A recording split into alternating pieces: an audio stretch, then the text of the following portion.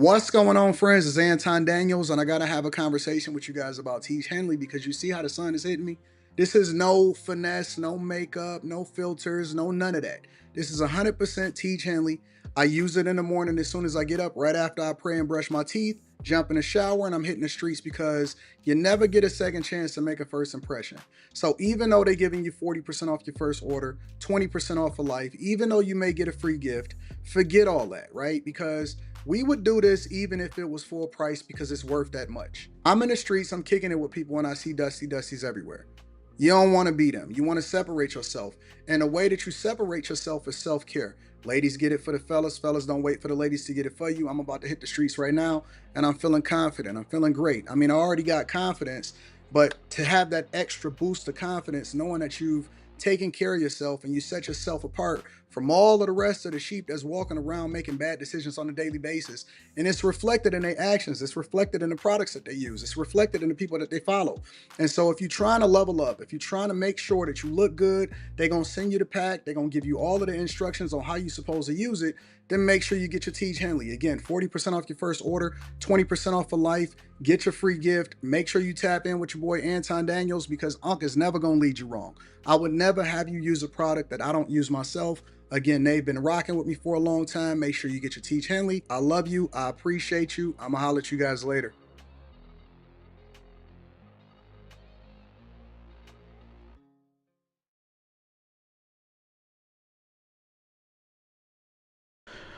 What's going on is Anton from AntonDaniels.com. I appreciate you guys for continuing to rock with us. Thank you for tuning in for another edition of the Millionaire Morning Show. I am your host, Anton Daniels, and I am excited to be before you on this Tuesday, January 14th, 2025. 25, year of our Lord. We are 6 days away from having a completely new, old president. Can we get a round of applause for the new old president? What's going on, friends and family? I see y'all inside of the chat. I love y'all. I appreciate y'all. I think that you guys are the greatest audience on earth. What's going on? I see Ian, Sabrina, Eric, Messi. What up, friends and family? I see y'all early this morning. Forgot to go and get my other device. We'll get it throughout the show because I got to make sure that I acknowledge all of the cash apps also. But what's going on? I appreciate y'all. I think that you guys are so awesome. Let me get a mental health check inside of the chat. Can we get a mental health check inside of the chat just to see where everybody at right now? Mental health check. How do y'all feel this morning? It is Tuesday. Miami-Dade County Clerk of the Courts is in the building. I see Prime Time. Chicago Jen, what up? The Gray Way, what's happening? Good morning, good people. Ryan Smith Bay, Big Six. Hey, how about them Pistons? How about the Lions, the Pistons, the Red Wings? Everybody is on this hot streak, man. We on fire over here in this city right now. If the Tigers was playing, we'd be killing it on that front also. How about everybody killing it? Feeling good, fabulous. Feeling energized. What up to OG Rihanna? Grinding. That whole setup is professional as hell, says Wyatt. Stressed about the fire, says Mr. Youngblood City. Oh, man. That's unfortunate, Mr. Youngblood City. Let me ask you a question before we get started with the show.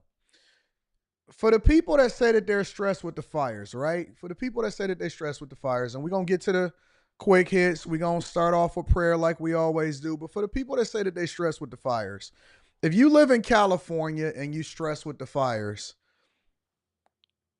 just a question, because you know we got to hold everybody accountable. Do you think that it's time to move? And if you choose not to move, knowing that fires are a part of California culture, meaning that you don't know where it's going to be at what time. New fires have started over in Ventura today. It's a lot going on. Insurance companies, I'm going to break that down, how they finesse y'all. You know that leadership is incompetent, and I know that you guys here at the Millionaire Morning Show may choose to vote differently, and you may vote conservative, but as a collective in your city, it may be completely different. So my question then becomes, at what point do you say, hey, man, I got to leave, I got to move, I got to go somewhere else, I can't keep doing what's over here in California, I need to align with my people? I'm not saying that it's a right answer or a wrong answer, but I believe by the end of this show, we should have an answer for that. Hopefully. Maybe I give you a little bit something to think about. Maybe you want to move a little bit differently. Maybe you want to start setting yourself up so that you don't find yourself at the mercy of a president or the insurance company or the culture or rebuilding phase. And even if you have insurance, do you even want to put yourself in a position to where you have to rebuild over the next 3 years only to possibly have your house burned down? And now they want to change the fire standards and stuff like that. We're going to get into it. We're going to absolutely positively get into it. But let me go ahead and do a little bit of the housekeeping. So I am expecting to drop a Patreon exclusive video tomorrow. Right after the inauguration, we have Stock Club. If you are not a part of the Bag Chasers, if you are not a part of the Patreon, the link is in the description as well as pinned to the top of the chat. Do not sit here and say, Anton, I didn't know, you didn't tell us. How do I level up? How do I get to the bag? There's a whole community and group of people, and a link to the Discord is in the description of any of the most recent videos inside of the Patreon. So you have no excuse and no reason not to be tapped in, not to make sure that you're getting all of the information, tapping in with your community and running it up. So there is no excuse whatsoever. Don't come to me and say, Anton, I didn't know what was going on. I got a problem. The link to the Patreon is in the description of the video. The best time to join the Patreon is the beginning of the year. All right? Cool. Make sure you get that Tiege Hanley 40% off your first order plus 20% off for life. In this new Patreon video that I'm dropping tomorrow, you guys are going to love it. So first part of the video, I give you a full tour of all of my equipment, everything that I invested in, how much I spent, the whole studio, what my setups are. And so you're going to get the full behind the scenes look. But also on top of that, I don't just want to give y'all the tour, but I want to add value into your life. I want to show you how I did it. And more importantly, I also want to show you the vision that I have and the new space that I just bought and acquired to expand the studio. So we're not just sitting on our laurels. When we finally do something, we already, by the time that something launches and we getting it set up and we get everything taken care of, we're already working on a new thing. We already working on a new setup. We already working on expansion plans. Remember when I told y'all inside of the Patreon, that video, the video that I just did, where I broke down for you guys exactly how you need to set up your budgets and how you need to start thinking like a corporation, even if you operating like an individual. Well, that's exactly what we're doing, and we're implementing it. So we don't just talk about it, we live it, right? So I'm going to show you the new space is much bigger than the space where I got all of my set up here inside of the studio to create all of the content. And why we're expanding from as an independent instead of waiting on somebody to come and give us a bag for the thing that we already know that we great at. We going to get all of the money. We going to keep it in. We going to reinvest back into ourselves. We going to run it up. We not looking for nobody to give us nothing. We not going to swim in the Victim Olympics. We not going to sit here and say what the diversity, equity, and inclusion and everybody is supposed to give us. We don't care about none of that. If they give us some money, cool. We going to take that too because it's all money in. If we get another corporate opportunity, if it fits into nice and snug into what we already got going on as far as what we building, cool. All money in. We got to run up a bag, and we're going to continue to reinvest in ourselves, and we're using every single thing that I'm teaching you inside of the Bag Chasers to do it, and I don't hold any secrets, and I give y'all all of the information as I'm doing it, all right? So if you're not a part of the Patreon, if you're not a part of the Bag Chasers, link is in the description as well as pinned to the top of the chat, all right? No excuses. We all got the same 24 hours. Let's run it up. No excuses. We all got the same 24 hours. Let's run it up. All right? All right, y'all. Let's go ahead and get started with prayer. I'm going to read some of the super chats, and then we're going to go ahead and get it popping. Did y'all enjoy the Q show last night? Did y'all enjoy the Q show last night? I thought that the Q show was very entertaining. Lots of sarcasm. But we'll get to that on After Hours tonight. We always working, man. We always working. Why is Anton always on the internet? Why you not on the internet? Why you always watching me on the internet while I'm on the internet? It is what it is. All right, let me read some of these super chats, and then we're going to go ahead and get started with the show, and then I'm going to go and grab my other device while we're doing quick hits so that I can make sure that I acknowledge everybody that contributed to Cash App or any other platform, because we don't ask for it, but we always like to acknowledge the people that support the platform. All right. Latrell says, I got that 2-ball for you, big dog. Thank you, Latrell. I appreciate you. Pam says, have to get used to the dapper style. This is me. 42-year-old. We gonna put away the t-shirts. We gonna bring the t-shirts back when we on the road. But 42, maybe we won't. Maybe I'll just stay with this even when I'm on the road. I think that's what we'll do. This is what we do. We got to elevate. We got to run it up. We got to take care of business, Pam. I appreciate you, baby girl. Also, Bon Kejor says, Mr. Daniels, congratulations on the new studio. Thank you, my friend. I appreciate you. Did y'all send this to y'all family and friends, and did y'all subscribe to the channel, or did y'all just say thank you and that's it? Y'all want to be rich by yourselves? Y'all don't want to share the wealth? Y'all don't want to have that conversation? Thank you, Bon. I appreciate you. Billy Ray Valentine say, H&Y, Anton, miss y'all. Love this glow up. Let's go. Let's get it, Billy. Let's get it. You ready? I'm ready. All right, let's go ahead and run it up. Again, make sure y'all tap into the Patreon. Link is in the description, as well as pinned to the top of the chat. Lord, we ask you to come before us today. Give us insight, information, everything we need to continue to level up. More importantly, bless us to be open to receiving your blessings. And bless us also never to run in the Victim Olympics and wait for somebody else to do something for us. If somebody gives us an opportunity, we're going to take advantage of it. But us as your children, we know that you provide. We just got to be able to see it when it comes. We can't expect for everything to just be handed to us. You said faith without works is dead. And so we're going to go through, we're going to mine through the news, we're going to find out where the money is, and then we're going to make sure that we acquire it instead of complaining about everybody else that's getting it around us. We love you. We appreciate you. We know that everything asked in your name where 2 or 3 is gathered, there you are in the midst of thee. I love you. I ask everything in Jesus' name. Bless the people, Lord. All right, y'all, let's go ahead and get started with the show. Again, make sure y'all tap into the Patreon. Link is in the description. Hit a like for the algorithm. Subscribe to the channel and turn on your notifications. Y'all ready to get started with Quick Hits? Let's do it. Quick Hits. Quick Hits is a segment of the show that we don't necessarily think we need to dedicate an entire segment to, but we want to keep y'all in the loop on what's going on in these streets. I was seeing this story on my timeline a lot. Y'all didn't even send this to me. I was just seeing it on my timeline. A random stabbing in the heart of a 14-year-old in New York City. Take a look.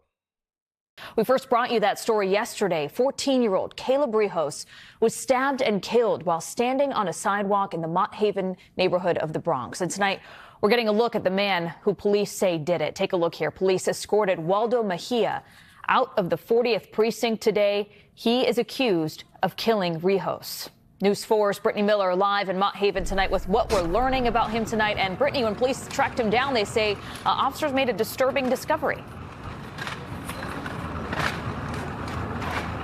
That's right. Caleb Rehos was a good student and a high school football player. Police say he was on his way to school Friday when he was stabbed. You got it. You know it, Molly. Attacked. Now, tonight, that suspect is in custody. Police say he was still carrying a bloody knife when they arrested him just after midnight. Waldo Mejia yelling profanities at reporters this afternoon. And I'm gonna beat your like a when I catch you. Police say Mejia stabbed an innocent 14-year-old Caleb Rehos to death Friday morning. This is tragic for this family. This is tragic for his classmates. This is tragic for the people of the Bronx and for the city of New York. Police say Rehos was on his way to Bronx Leadership Academy when Mejia approached him and repeatedly stabbed him. You know, he called his father and told his father that he couldn't breathe and that he was scared. And his father heard him dying. Rehos ran from his attacker and fell between 2 cars. Good Samaritans rushed in to help. Several New Yorkers come to his aid, and they flagged down a passing EMS ambulance. Rehos died at the hospital. Police had been looking for Mejia. He was also wanted for a January 5th subway stabbing. A transit cop recognized Mejia from a wanted poster. We were able to quickly conclude that these two incidents were connected, unprovoked, and committed by the same suspect. Mejia has a history of mental illness, arrested 4 times since 2015. The 29-year-old most recently arrested in November. Mr. Mejia was arrested for stabbing another victim's Ring camera with a kitchen knife, and importantly, was released on his own recognizance the very next day. Police Commissioner Jessica Tisch calling on the court system to do more. A city is in mourning, and the systems that we have in place to deal with repeat offenders and individuals with severe mental health issues continue.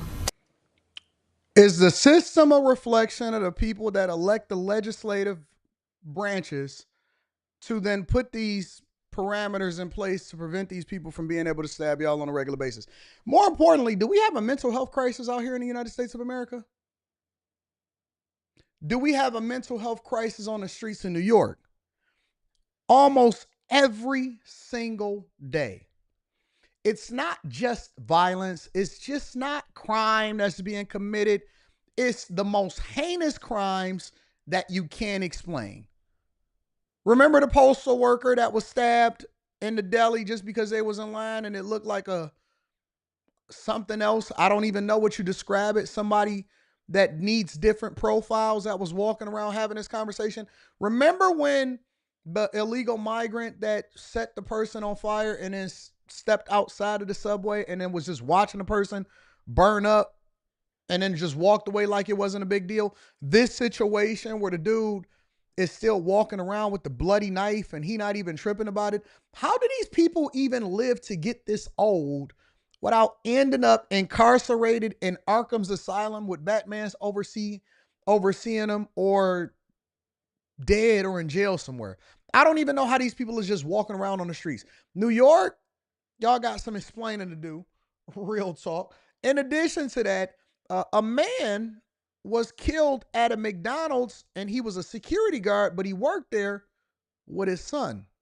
Check it out. To WMER2 News at 5 o'clock tonight, I'm Kelly Swoop. We are learning the latest about the deadly shooting of a security guard in Park Heights. The victim identified as 38-year-old Jamal Davis. WMER2 News' Blair Sable followed up with the business today to see how everybody there is coping. Well, Kelly, as you can imagine, a difficult day for those employees who witnessed yesterday's shooting, but even more so for one, Jamal Davis's teenage son, who we're told was working at this location when his father was shot. He was a great person. For his son to see him like that was devastating. Owner and operator of the McDonald's in Park Heights, Danita Bell, says it took just seconds before everything changed. This restaurant, a crime scene for hours on Sunday night, now reopened with extra security and grief counselors on standby. We're just trying to create and foster a safe environment for our customers, for our team. We're completely locked in and focused on supporting the community in whatever way we can. Jamal Davis worked for the Cameo Consultant Company since 2021 and was based at the McDonald's on Reisterstown Road for more than a year. In a statement, CEO Carlos Moore called Davis exceptional and a man of integrity, doing his best to provide for his family and make a difference in this challenging city. This is a terrible incident. Baltimore City State's Attorney Ivan Bates says despite this, he still believes private security helps to make Baltimore safer. One, I think it makes the customers feel a little more safer when they walk into an establishment. But I think number two, sometimes the individuals who may be thinking about perpetrating crimes, that may be a deterrent. Bell remembers Davis for going above and beyond that. He was actually, moments before this tragedy happened, was actually sitting with one of our elderly customers that comes in every morning for coffee. Now, we understand an argument happened before the shooting broke out, but details at this time still remaining tightly under wraps by Baltimore Police Department, which says this remains an open and active homicide investigation. Shout out to all of the blue cities that fathers that's working with their sons, trying to protect their sons in these locations and prevent violence and do the best for their cities. I've said a long time ago, you know, you can miss me with the calls that say, Anton, why you don't go back to the hood? How come you don't give back to the hood? How come you won't invest your monies into rebuilding houses in the hood because the hood don't love nobody and you can't negotiate with terrorists. The hood don't love nobody and you cannot negotiate. And you know how they used to say, only you can prevent forest fires? You cannot negotiate with terrorists. That's all that's in the hood is people that don't have anything to live for. And when you can't fight somebody that don't care if they die. You can't reach somebody that don't care if they die. If their parents at some point didn't put into them when they were younger how they need to move differently, you not gonna make a difference with your little bit of dollars. You think that you done came up and got some money, and I'm gonna go and show them, boy, you driving through that hood looking like fool. You driving through that hood looking like food. The only thing that the hood is good for is doing hood business. That's it. And if you don't do hood business, then you need to stay out of it. But go ahead. Do it your way if you want to. And then last but not least, teens are arrested for carjacking in the same area in Baltimore. Teens are still being arrested for carjacking people in broad daylight. Check it out. We begin with Keith Daniels with more on today's juvenile arrest and the reaction coming in from the victim. Oh, here we go. There go Craig. Couldn't wait to jump into the Victim Olympics. This is the result of an Aryan supremacy. Don't you do it, Craig. Don't you get me started on the rant. I haven't had a rant since we started this new studio on Monday. Don't you do it, Craig. I don't want to have to take my jacket off. If I got to take my jacket off, then we're going to have a problem. Yo, we should get a poll started of when I'm going to crash out on this stream on somebody. And you know what y'all got to do? Let me also say this before we get into this live stream. We got to stop trying to bait me in the chat. All right? Stop trying to bait me into crash out mode. I'm not paying no attention. Last night when we were on the live stream they wanted me to go in. It was some people in there. Y'all like some bad kids sometime. Anton, pick on me. Anton, pick on me. I'm going to just progressively say worse and worse things about you or about your family until you finally say something to me. You know we can't never have a good thing. We can never have a good thing. You know why we can never have a good thing? Is because when you then open it up to the people, eventually you get some bad actors that just try to ruin it for the whole bunch. I remember when I used to let people come up on camera, on screen, and then, you know, be able to say some stuff and talk to me, and then eventually they ruined that. And then I used to let people call in, and I used to do a segment of the show every day where at the end of the show I let people call in, and then eventually they ruined that. And then I segmented it and I said, okay, well on Fridays, I'm going to let people call in and say what they want to say. And then eventually they ruined that.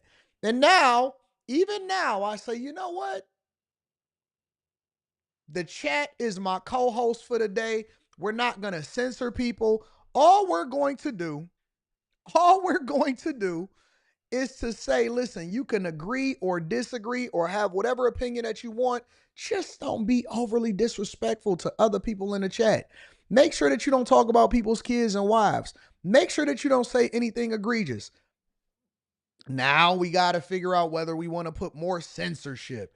See, a lot of people don't understand that rules are created because people can't control themselves and they continue to go over that invisible line. And it's unfortunate that we have grown people that cannot control themselves. Every day that they wake up, they jump into a chat, and instead of them disagreeing or staying on subject, they got to figure out some crazy thing to say. You know what? I bet your mama is like, it just be some crazy stuff. So we figure it out as we go. We not going to put no restrictions on the chat. We're going to hopefully try to give people space to do the right thing and be grown-ups. At what point do you grow out of your childhood when your frontal lobe is fully developed and you say, you know what? I want to be an adult. Anton is dressing like an adult for the Millionaire Morning Show now. Maybe that'll motivate me to do things a little bit differently. No? Let's continue. Keith. Well, Kai, again, Baltimore police have arrested 2 teens in connection to that armed carjacking, a 15-year-old female and 16-year-old male. Oh, hold on. Let me address this. Give me a second.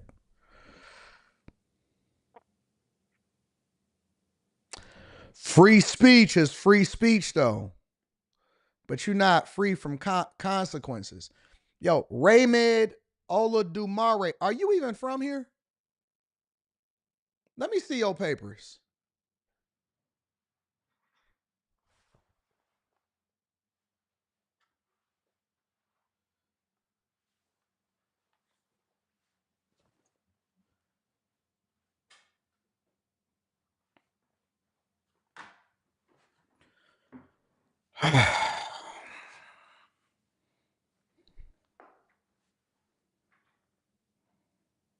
Their alleged victim, a husband and father in Southwest Baltimore.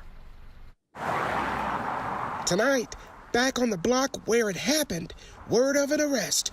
Police say 2 juveniles, let me put my jacket back on. A 15-year-old girl and 16-year-old boy caught suspects in an armed carjacking. This neighbor, it's crazy. It was something like, you know, saw the crime unfold across the street. If they caught them, the police, they're doing a good job. As the neighbor talked, his neighbor, Kenny DeVera, the victim, pulled up back in the white Mitsubishi SUV, I'm staying in frame. The vehicle that police say the young suspects took at gunpoint. DeVera talking now about the arrest and suspects. They had the I'm key, not gonna let you but win they still today. Busted out the window, busted up my mirror on the other side. They tore it up, you know, little kids joyriding. It was the police, Baltimore City police, that got my property back from me. The incident happened Tuesday outside DeVera's home on West Pratt Street. The crime caught on Ring camera video.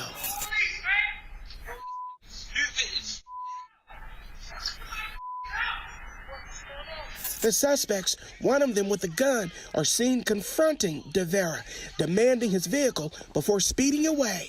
The next day, police say officers spotted the suspects on Dolphin Street, getting into the stolen vehicle.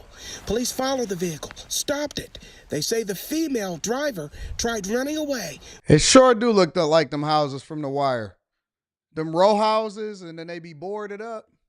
Why do they build like that in Baltimore? Because it's almost like they the projects. You know why I don't like that style of house, that every single row house is connected to each other? I'm assuming that they built those style of houses because they didn't have as much room and they were trying to preserve as much room as they possibly can. There needs to be some space between the houses so that just in case one of them catch fire or you have one of them got some roaches or something like that, you can separate yourself from the next place. But what happens to one place then happens to the next place. And then now that they got some vacants and stuff, all of a sudden everything got to be boarded up. I don't like that, man. I don't like them row houses. Everything be toe up over there. It looked just like them houses from The Wire. But was caught. The male passenger arrested without incident. Both taken to the Juvenile Justice Center, police say, for processing and charged accordingly. Meantime, DeVera unsure if the juvenile offenders will be held accountable. They caught them. I mean, hopefully they catch some consequences. People are getting tired of these little kids. For now, it's unclear if the suspects are still in custody or if they are in fact facing prosecution.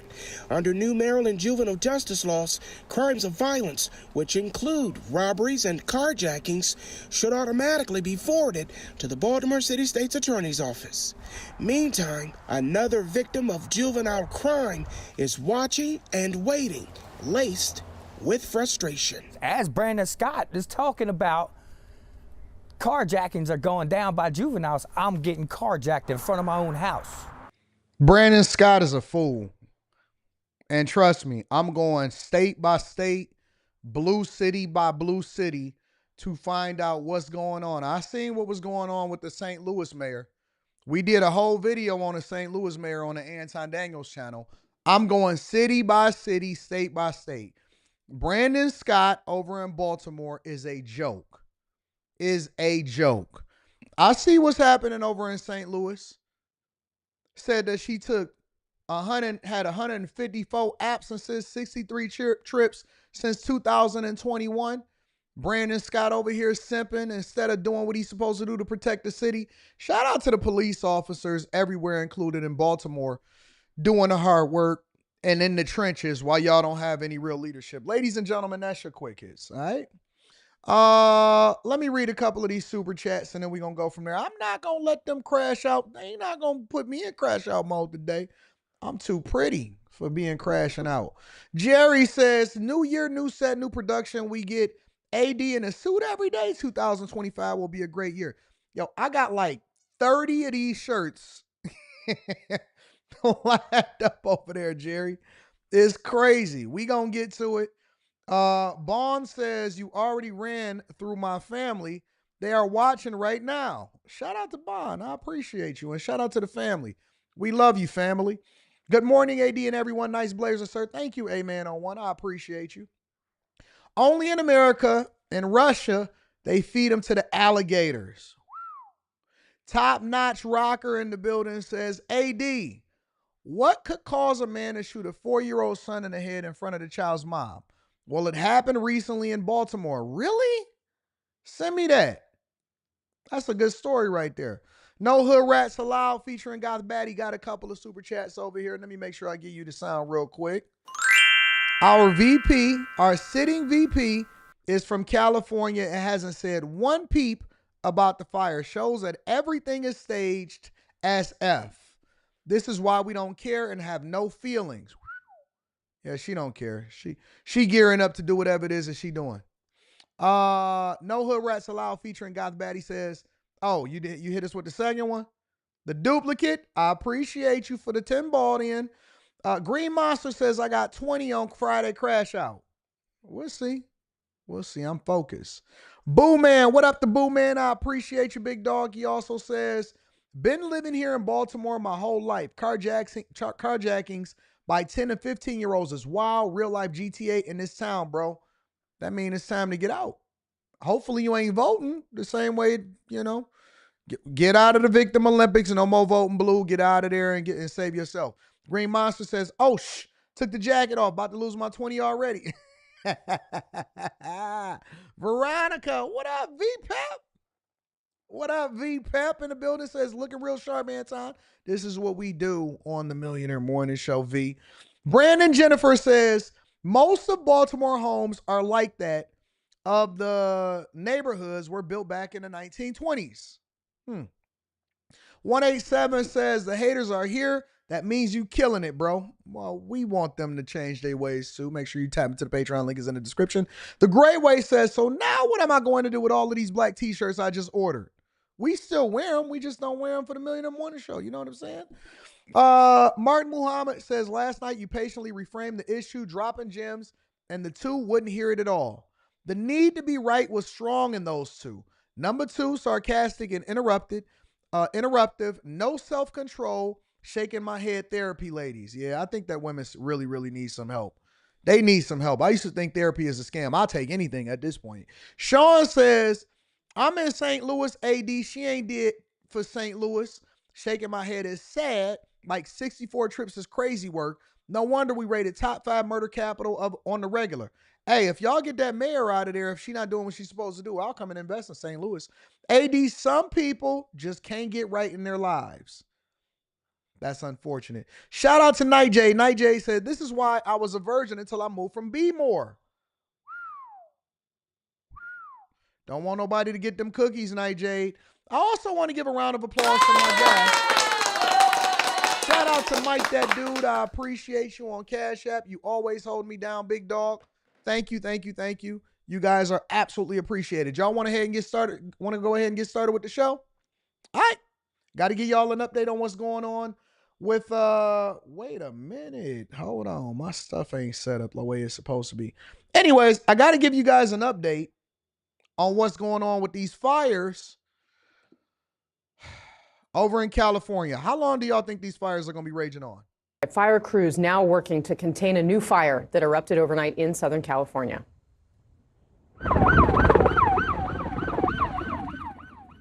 This one is called the auto fire. It's now at 0% containment. Wind gusts today could reach hurricane force up to 70 miles an hour. A rare type of red flag wind warning also in effect in LA and Ventura counties until Wednesday because of those winds, threatening more new fire outbreaks, spreading the Palisades and Eaton fires. I spoke to the LA County Fire Chief on Monday. Are you worried that these new winds may undo the progress that you've been able to make? Oh, yeah, absolutely. If we get a new fire start in a different location, it could be very difficult to contain.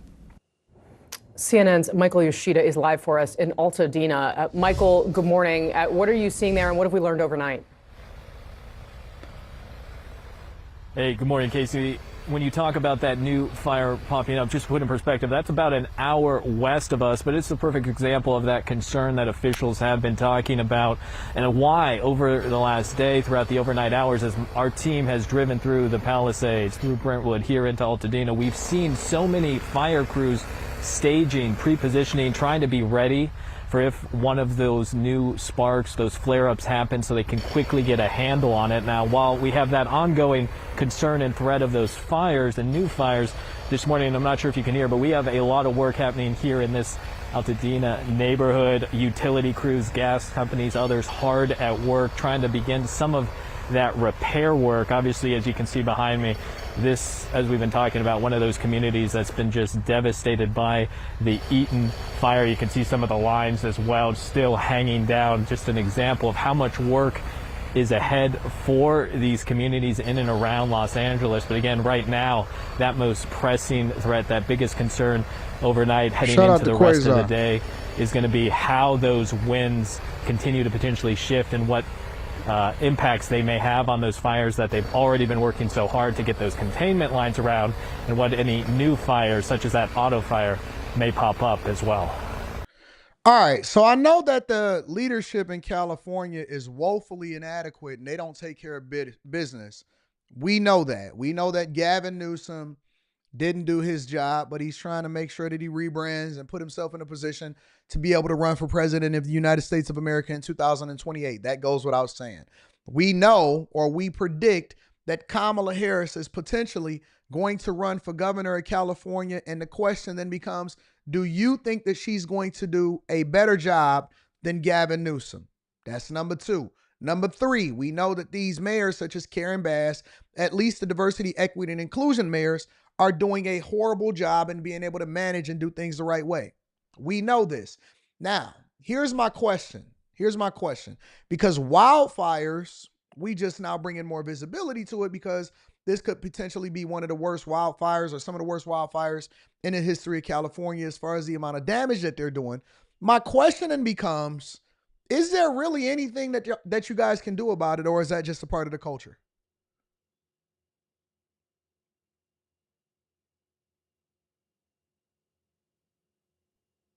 Jack Covington, I agree with you. I think that a lot of people are setting the fires. Is there anything that you guys can do about it? Why is it only happening in California? How come it doesn't happen in Seattle? How come it doesn't happen in Arizona?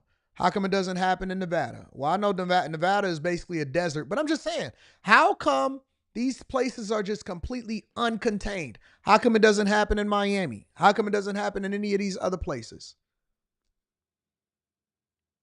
And I'm open to learning, because I don't know. I don't understand it. Is there anything that you guys can do that prevents yourselves from having your homes burnt down on a regular basis? I was watching The View yesterday. Sorry to admit it. I have to be honest. Somebody says Kamala Harris. No way Kamala Harris will win. I'll take that bet. I'll take that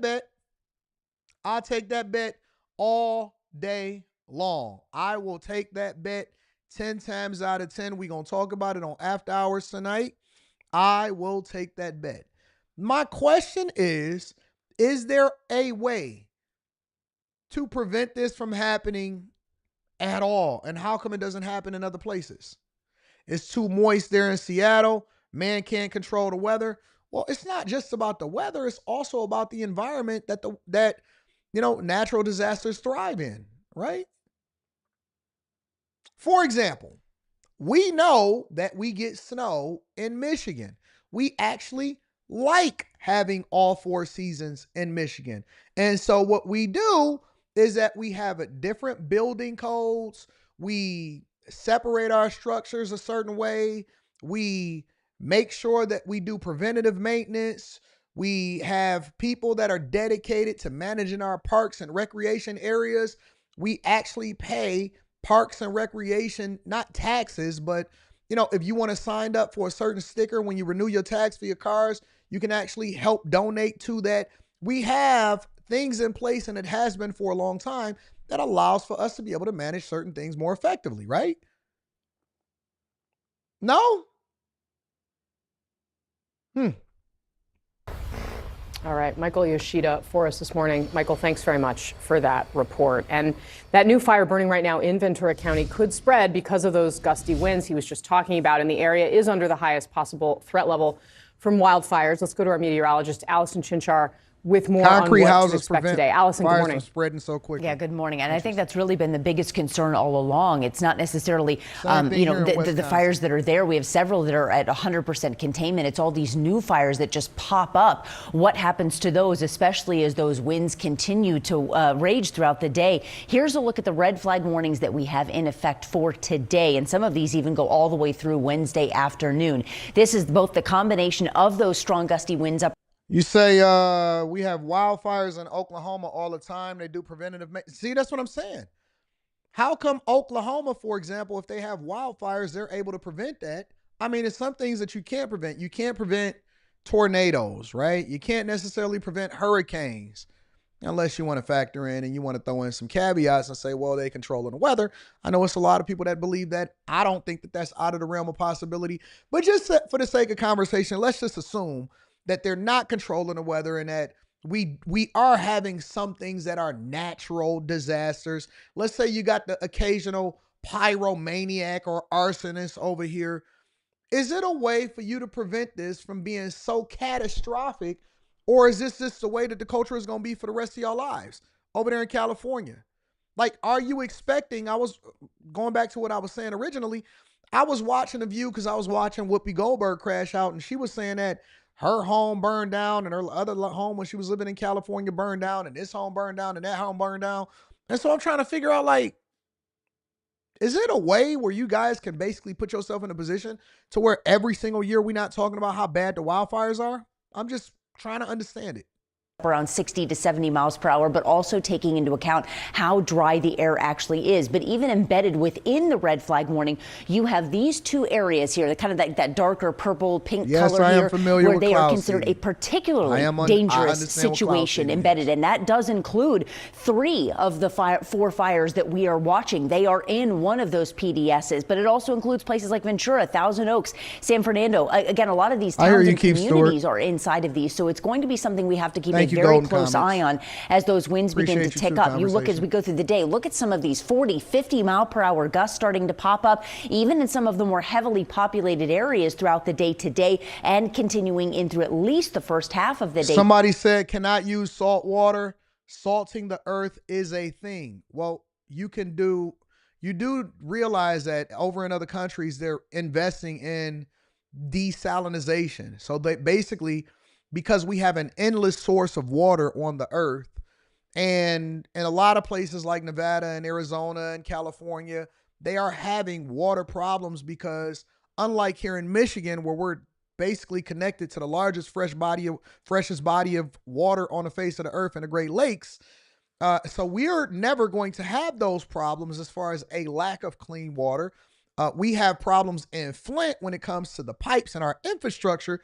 Completely different conversation, but you guys are sitting next to the ocean. And so there are other countries that have zero, and I mean absolutely zero fresh water body sources. And so they've invested in desalinization, basically the removing of salt from the water, and modern technology so that they can then utilize this massive body of water to continue to feed the population and live everyday life. It's a natural source that's supposed to be available for us to be able to grow and be successful.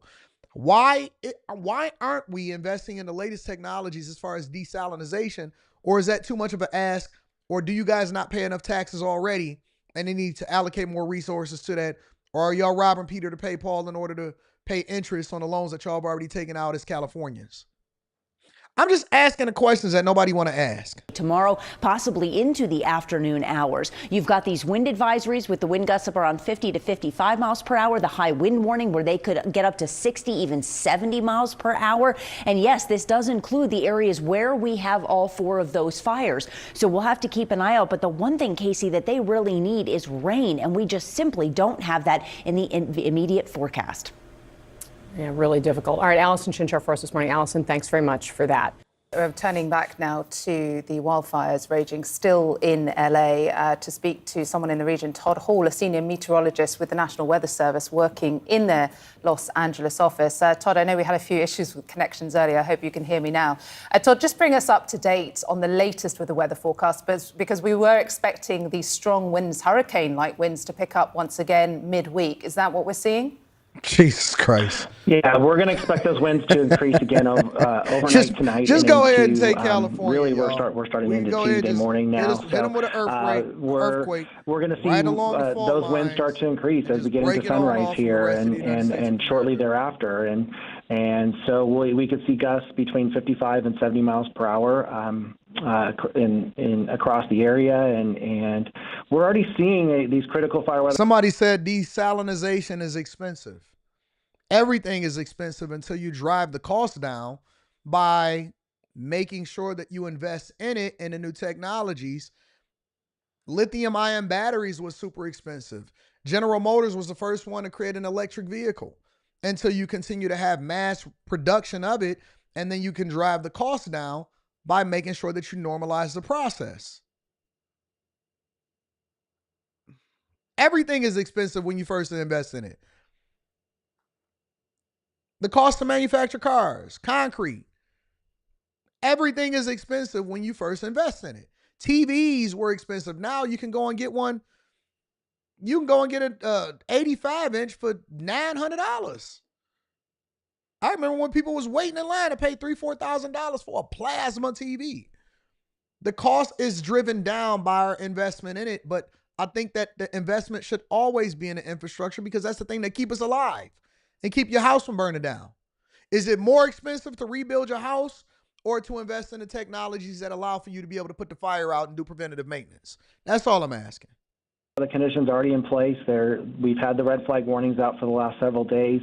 Shout out to my dog Slimmy. You'll see him on the show tonight. Particularly dangerous situation type red flag situation again after 4 a.m. this morning when those winds start to peak again, and we start to see the much drier air push in with the Santa Ana wind event. As important is the direction of those winds, isn't it, and whether or not they're going towards the built-up areas. Can you tell us anything about that? Yeah, so in right now we're seeing a little bit more of an easterly push. That is what fueled the auto fire near Ventura it'll be late last night actually. But what we're seeing is we'll probably see a little bit more of a shift back to the northeast a little bit, and that will cause different canyons from our complex topography to actually increase in wind. You know, they'll see wind surface in some different canyons. Yeah, I think it's a play on California. It's always a play on California. And I'm a deep dive into this insurance industry. I want to share something with y'all real quick. But before I share it with you guys, let me go ahead and read some of these super chats. And then I'm going to move over to the next part of the show because I want to tell y'all what the insurance play is.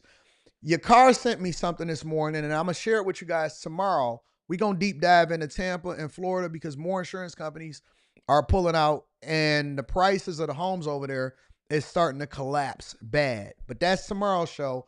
I want to leapfrog into tomorrow's show by giving y'all some information today and show y'all how this insurance scam is working nationwide. I'm going to deep dive into it with y'all. I didn't expect to have this conversation because I wanted to save it for tomorrow, but we're going to have it today. Eating breakfast in a Steve Harvey suit, watching the Millionaire Morning Show, showing love to the new set time. Shout out to Quasar 444. Let me give you a little hit over there. I appreciate you, big dog. Michael Morris says, good morning, Anton and the Chasers. I have to say I love the new look of the show. Today is my mother's birthday. She calls you a madman.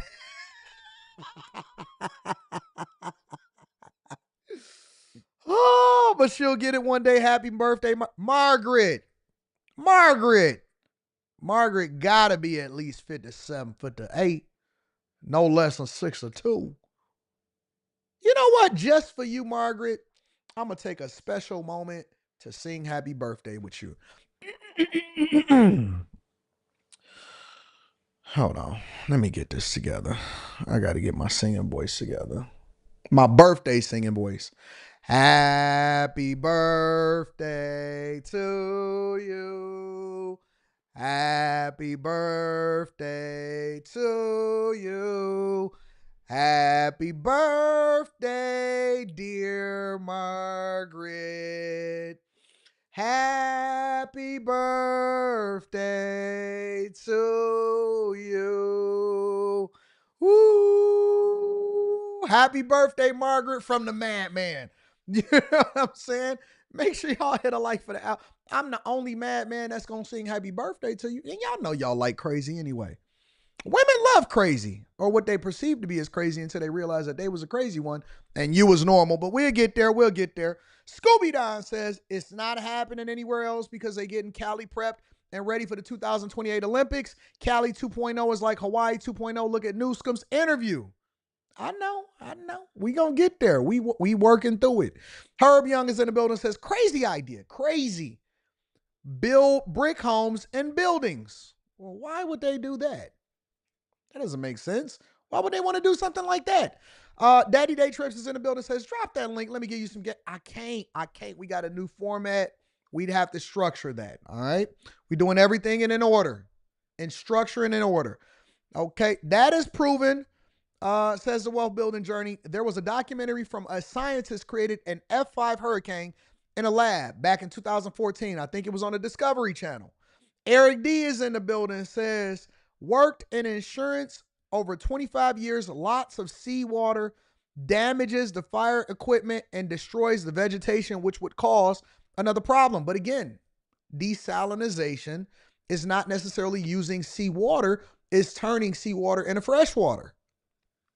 We'll get there, Eric, but I agree with you. I understand what you're saying. Rush King 19 says fires were preventable, but at this point it's so far out of control that it all has to burn. Also, fires increase winds.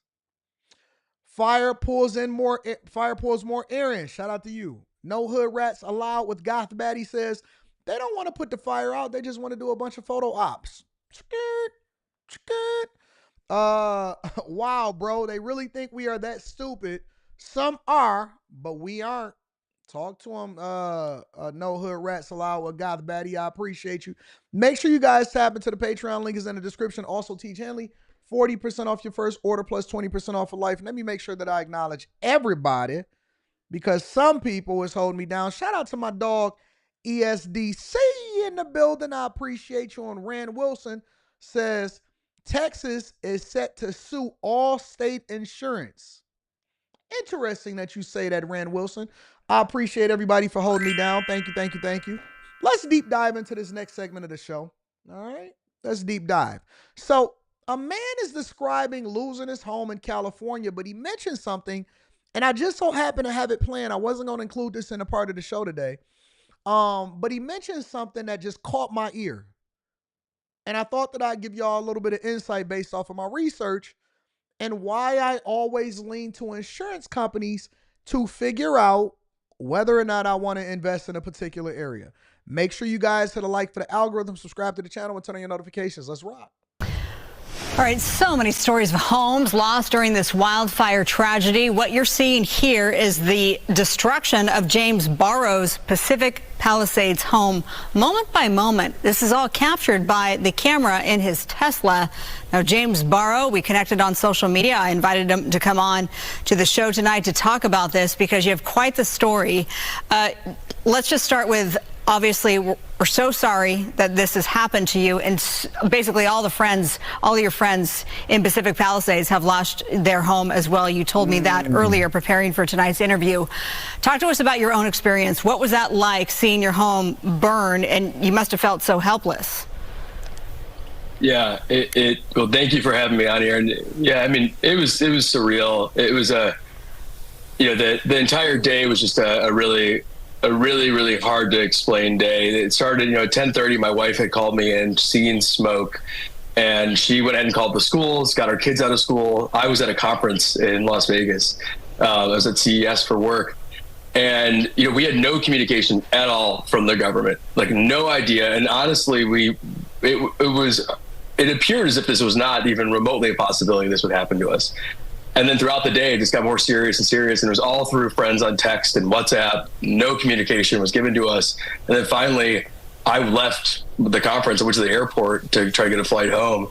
And a friend texted me and said on TV, this looks really bad. And he said, check your Tesla. So I pulled up the cameras. And literally at that moment, the fire had jumped from the neighbor's house to the side yard to the garage to the rest of the house. I watched it burn down. And within an hour, it was down to the ground. And I seen a lot of y'all Californians. Yep, I was in Vegas. I seen a lot of y'all over there at CES, and y'all was having a good time. Party. They would go to CES in the daytime, and they would be out there party in the nighttime. Hundreds of thousands of people were at CES, a lot of them coming straight from California, because California is only a few hours away, right up the street, right down the street, Los Angeles, right up the street. They was over there partying at CES.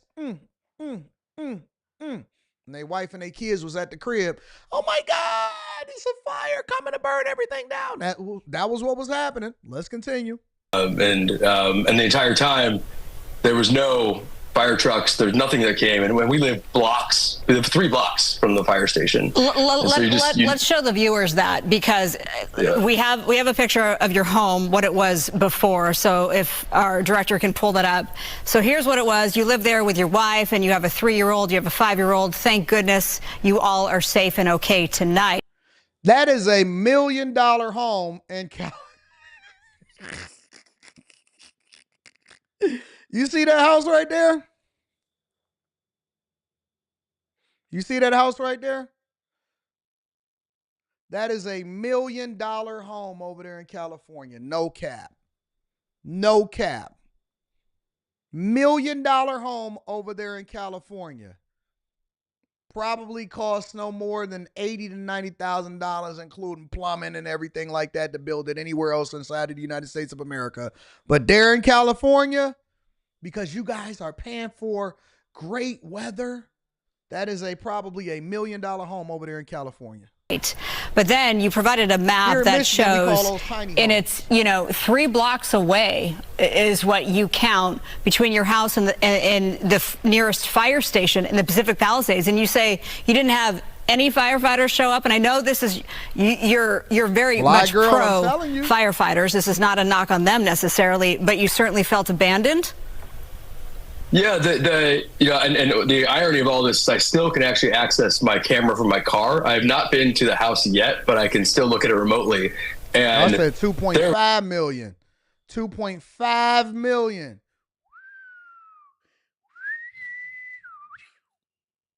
There was no emergency response there for 24 hours. So it was just a total failure. Kind of in every kind of step of the way that I can at least see. And unfortunately, I had to see it with my own eyes.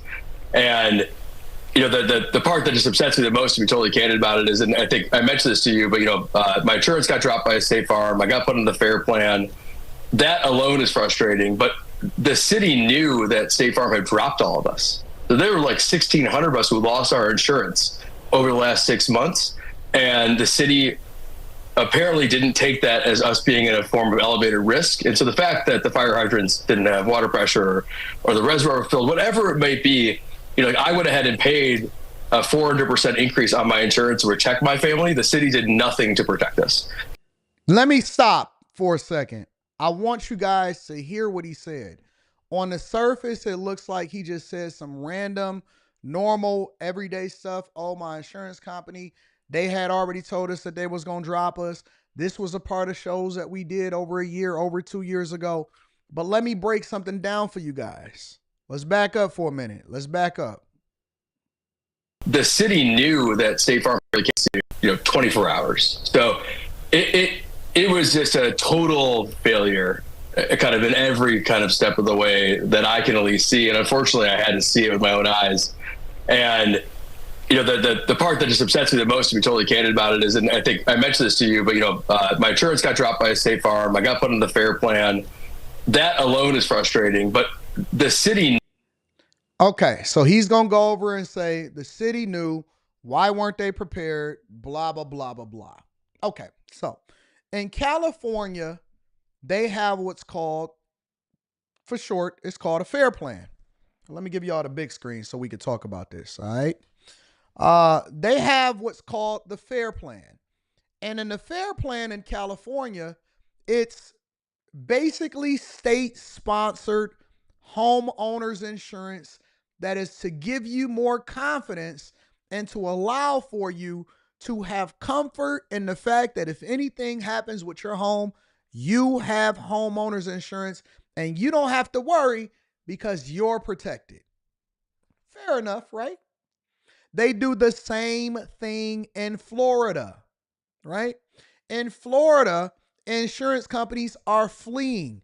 They are running for the hills. So what Florida has done is they have state-sponsored homeowners insurance because the insurance companies know better. So first of all, stop blaming the insurance companies because the insurance companies are for-profit organizations. If you did not know this, I am telling you now, a for-profit organization owes you nothing. They owe you what you signed up for. So if you have insurance from them, then that's one conversation. But do not get mad because last year or the year before they decided to drop you. I told you that they was dropping you. And it's the reason why they leave in the state, because the costs would be catastrophic if they stayed insuring you. They are not in the business of losing money. It reminds me of people that believe that you are supposed to automatically get approved just because you have a decent credit score. Nope, they take every factor into consideration. And the reason that they do that is because they have to make sure that they're lending to a person that is going to pay them on time to ensure that they make the money off the interest. They are looking to figure out whether or not you can afford it, not just whether or not you have a high credit score. They look at every factor. They have to take everything into consideration. And if you are a subprime lender, meaning that you have any one of these factors that's lower than the normal, then they're taking on more risk, which means that they're going to charge you more interest and try to make way more money on the front end and front load it so that they don't take a loss. These are businesses. These are for-profit organizations. They are not in the business of helping you to rebuild your home. They're in the business of taking a chance that your home doesn't burn down so that they can then take the money and then keep it as profit, okay? And it's a pool of money, and then a little bit of people over here, y'all got some problems. Okay, we're going to take care of y'all homes with the whole pool of money that y'all all putting together. It's like a Ponzi scheme, okay? So now that you understand how insurance works, let me tell you what the real finesse is. Y'all ready? All right. So this is the real finesse.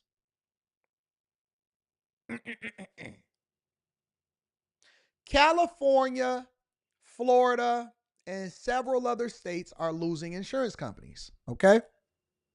When they lose insurance companies, the states and the legislators don't want people to flee the state because they're taking on more risk, knowing that it's a possibility that your home can get flooded, hurricanes, forest fires, whatever it is, right? So what they need is they need the consumers to continue to pay property taxes. Well, how do you do that? You have to give them some confidence. You have to give them an alternative.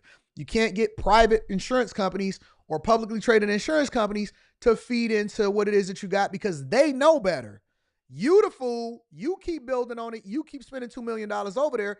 They know better, right? I follow the trends. I follow the money. That's why this is called the Millionaire Morning Show. But here's the flip side of it, right? Them giving you the confidence doesn't necessarily mean that the state have the ability to feed and rebuild your home with the insurance claims, because the state is not necessarily for profit. It's funded by who? The taxpayers. Let me say it again for the people in the back.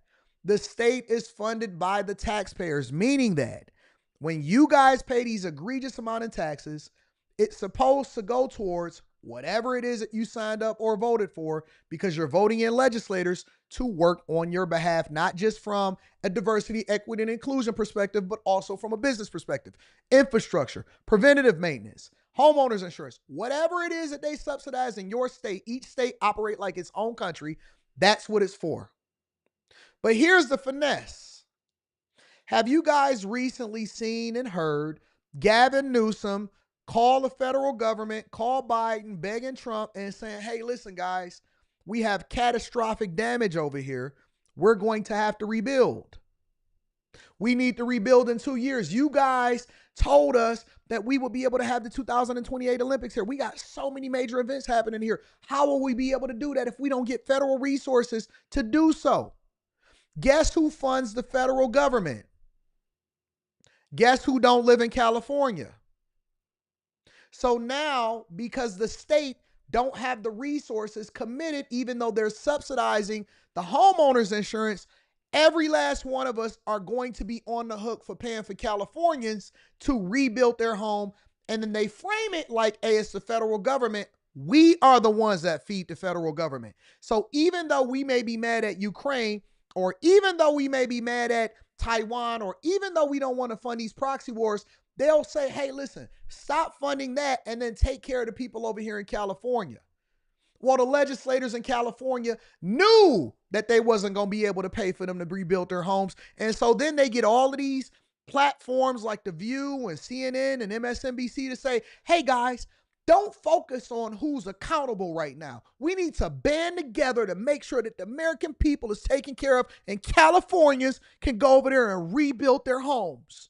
What they're really saying is, hey, everybody, even though y'all don't pay taxes in California, y'all pay taxes in California. Y'all got to subsidize these people doing and making bad decisions as far as who they elected, where they chose to build, and the fact that they knew that it was forest fires over there, but you still going to have to pour into the federal government and make sure that you give them $30 billion, $40 billion to start, another $200 billion in order to build their homes, because they knew that they was never supposed to be there in the first place, and they should have been following the insurance companies the same way that we are over here on the Millionaire Morning Show.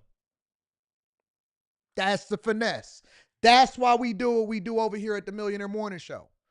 That's the finesse. That's why we do what we do over here on the Millionaire Morning Show, because we're not limited in what we can have a conversation about. We're going to tell you the truth. I'm going to give it to you straight. No filter, no chaser. Californians are basically subsidizing their bad homes, their $10 million, $1 million, $2 million, $3 million, $20 million, $30 million homes in order to build these smart cities, these fast cities, these 15-minute cities, removing regulation all of a sudden in order to make sure that Gavin Newsom can rebuild and then rebuild his image at the same time while he's running for President of the United States of America. And I'm supposed to just sit here like, I don't know nothing. No, I know everything. I'm paying attention. When you pay your federal taxes, you are basically subsidizing their inability to insure themselves, because California is operating at a budget deficit. They knew that all of this stuff was going to happen, and all they're going to do is lean into the federal government and say, hey, you guys got to help us. We don't have time to be sitting here who's accountable and who's wrong. We got to make sure that we help the American people, because it's going to be a person that's sitting there with their dogs and their memorabilia. And oh my God, Gam lost all of our Social Security certificates. Why are they only giving us $750? Reality check, y'all. You are the ones that are on the hook for them making bad decisions and electing blue leadership that couldn't prevent them homes from burning down. And you the one that's going to be on the hook for it, because they always going to lean back on the federal government and say, you can't abandon us. You can't abandon us now. We are American people.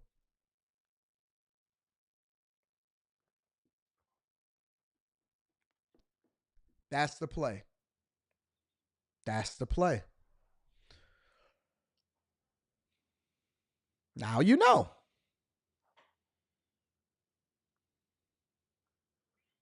Boston Bob says, Anton, I'm calling it right now. It'll cost $1 trillion to rebuild. And who you think it's going to come from? The only people that should be on the hook for rebuilding California is California. Not me, not Monique, not Potential Grounds LLC, not B. Thomas, not G, not Chuck, not Patsy, not DJ Ace Productions, not I'm Cute Forever, not Twisted Logic, not Walk on Wood, and not Will Nola, because we told these idiots over there that they need to get these people out of office, but guess what? They voted the way that they wanted to vote anyway, and now we on the hook for it, and you're going to potentially see Kamala Harris overseeing the finishing version of this when she runs for governor in 2026. I'm calling it now.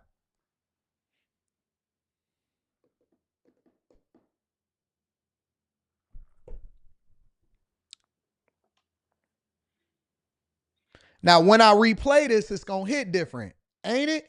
When you hear him say this, it's going to hit a little bit different. Y'all ain't hit a like for the algorithm? I'm over here cooking with fish grease, and y'all ain't hit a like for the algorithm. You ain't subscribed yet? You ain't subscribed yet. You ain't tapped into the Patreon. Link is in the description, as well as pinned to the top of the chat. Don't worry about it. We going to get you there. We going to get you there. Upsets me the most, to be totally candid about it, is, and I think I mentioned this to you, but my insurance got dropped by a State Farm. I got put on the FAIR plan. That alone is frustrating. But the city knew that State Farm had dropped all of us. So there were like 1,600 of us who lost our insurance over the last 6 months, and the city apparently didn't take that as us being in a form of elevated risk. And so the fact that the fire hydrants didn't have water pressure or the reservoir filled, whatever. The fire hydrants didn't have water pressure. Hit a little different, don't it? Now it's a little different. It might be, I went ahead and paid a 400% increase on my insurance to protect my family. The city did nothing to protect us. And that's where it's just unbelievable. And yeah. What's it's hard to even, comprehend and process all of this. What's next for you and your family? We rented a house. We were fortunate. I mean, the bright side, because I watched it burn, I was able to get I knew my house was gone before a lot of people. So we were able to plan a little earlier. We've had an amazing support system. And so we'll be okay. Everyone's healthy. Everyone's safe. But, as I mentioned earlier, every single friend I have, 30 friends have lost their homes. My 5-year-old school is burned down. My 3-year-old's preschool is burned down. The place they went to gymnastics is burned down. The place they had art classes, the place they did music class, the library, like every single thing is gone.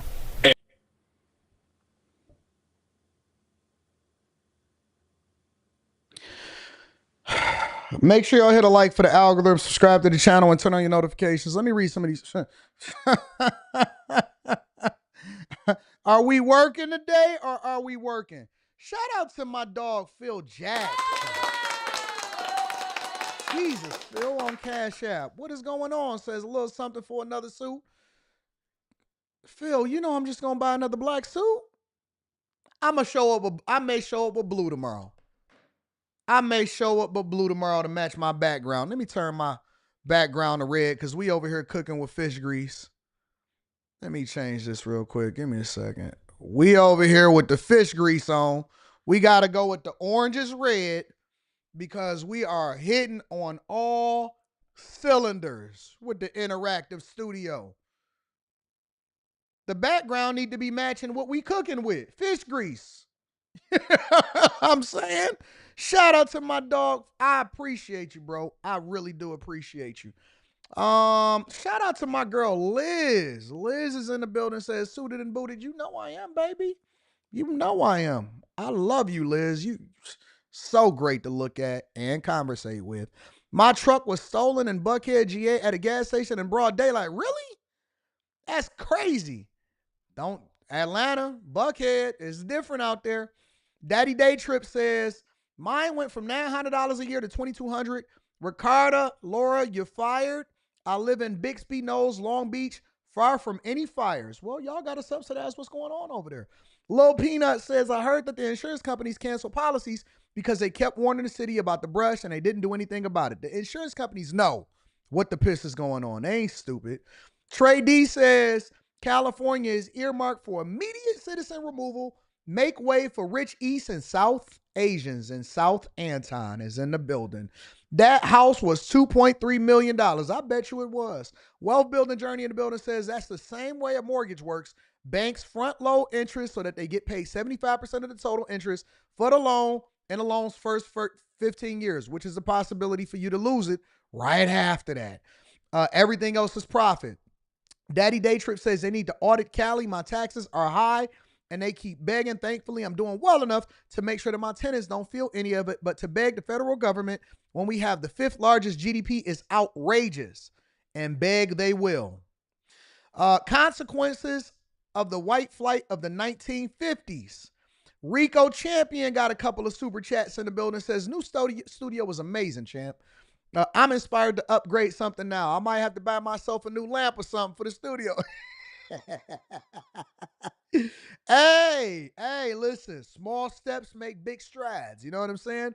No crashing out, AD. We don't need that. But if you do, you got to break out the old Versace robe to keep the rolls on deck like the bat suit. Hey, shout out to my dog Rico Champion. I appreciate you, big dog. Malcolm Turner is in the building. Says, my boy was not playing. This looks supper official.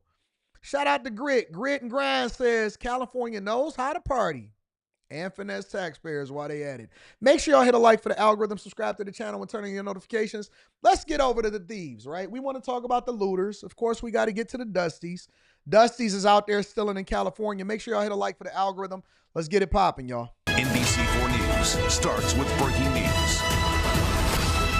Good afternoon. It's just after 2 p.m. and we are coming on the air as LA District Attorney Nathan Hochman announces charges against a group of people for looting as wildfires continue to burn in Southern California. Let's listen in.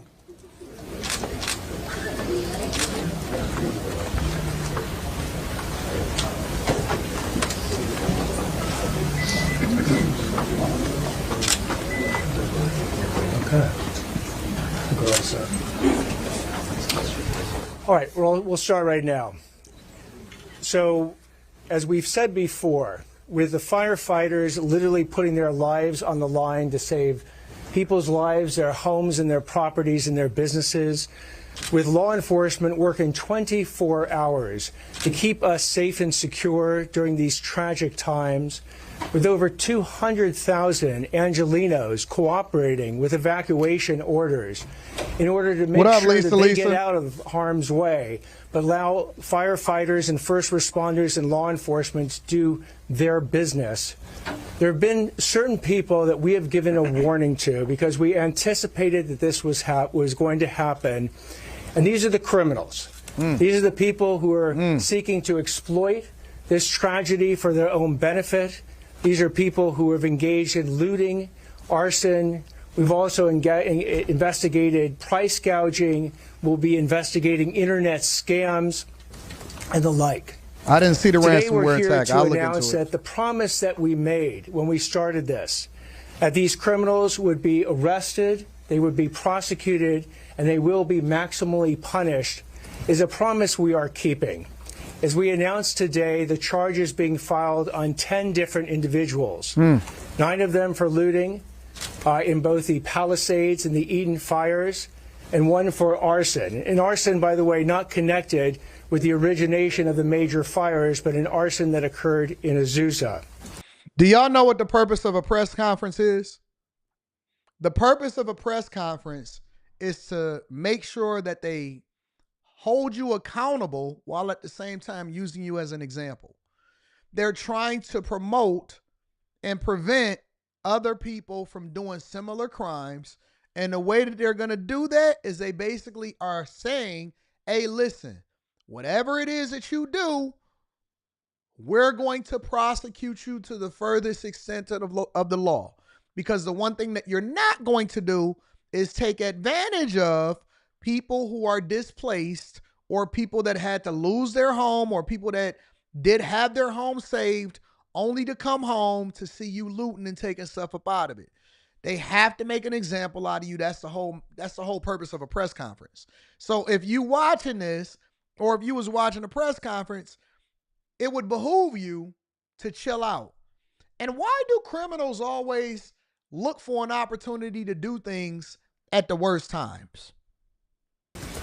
These felony charges are the result of a multi-agency collaboration that has been nothing short of incredibly impressive to be able to bring these charges this quickly. This collaboration includes the Los Angeles County Sheriff's Department, the Los Angeles Police Department, the Los Angeles County Fire Arson Unit, the U.S. Attorney's Office, the Federal Bureau of Investigation. All them letters are supposed to scare you. Remember that. Bureau of Alcohol, Tobacco, Firearms, and Explosives, the ATF, Los Angeles City Attorney's Office, and all our related cities that you'll hear about that have done incredible work under enormously stressful times in order to bring these culprits to justice. I'll go through the various charges that have been filed to date. The first set of Shout charges out to you, Malik Amir. are against three individuals. Martrell Peoples, Damari Somebody Bell. said, how many criminals do you think watch press conferences?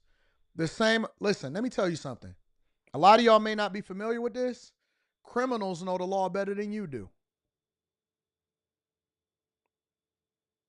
Criminals are familiar with legislation that is passing that could affect their lives better than you do. Jailhouse lawyers sometimes are better than regular lawyers that sit there in them slip-ons and them assigned lawyers that's going to get you 30 years. The jailhouse lawyer may even be able to get you out on appeal. They know who to contact. They know how to find the person and all this other type of stuff. Criminals know the law better than you do. Why do you think that there was so many people that was stealing under Proposition 47? Why do you think that when the girls got arrested, for example, under Proposition 36, that they was like, hey, what county are we in? Oh, girl, I told you that they giving you a felony for this one. They know what the hell is going on.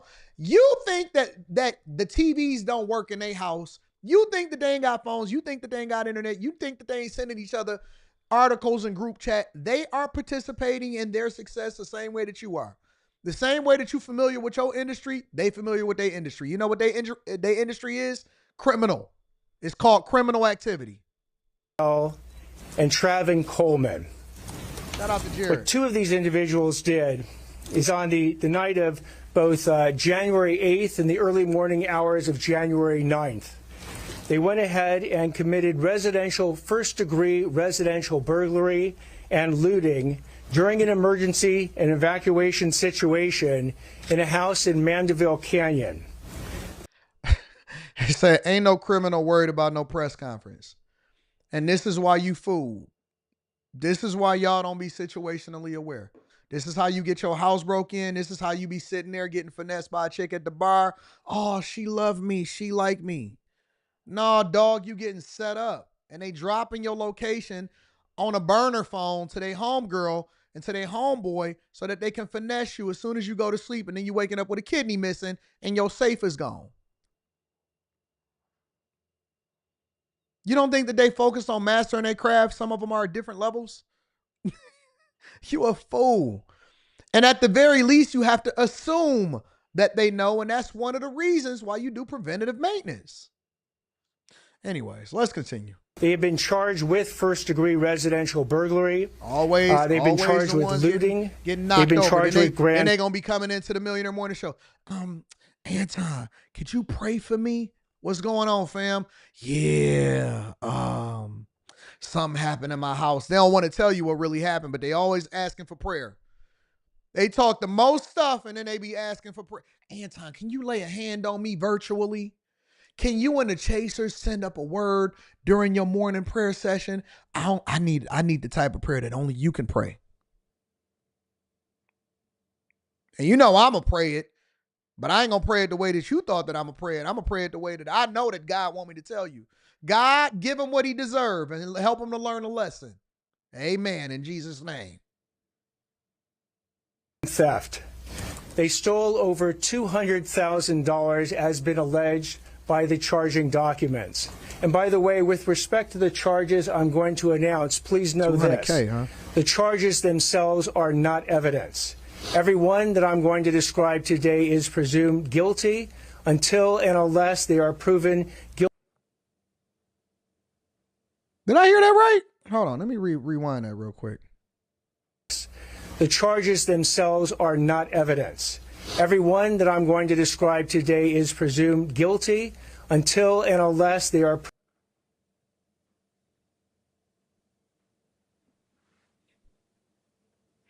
I'm not the sharpest knife in the tool shed.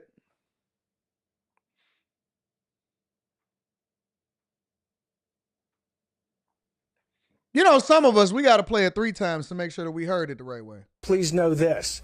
The charges themselves are not evidence. Every one that I'm going to describe today is presumed guilty until and unless they are proven guilt. Their guilt is proven by the government beyond a reasonable doubt. Presumed innocent.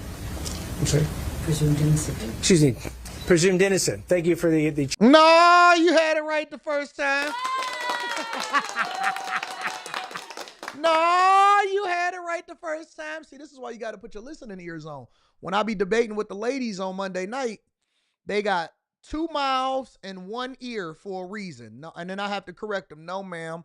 You have 2 ears and 1 mouth. You have to listen to respond and listen to understand first. Before you started talking again, you got to listen to what I'm telling you.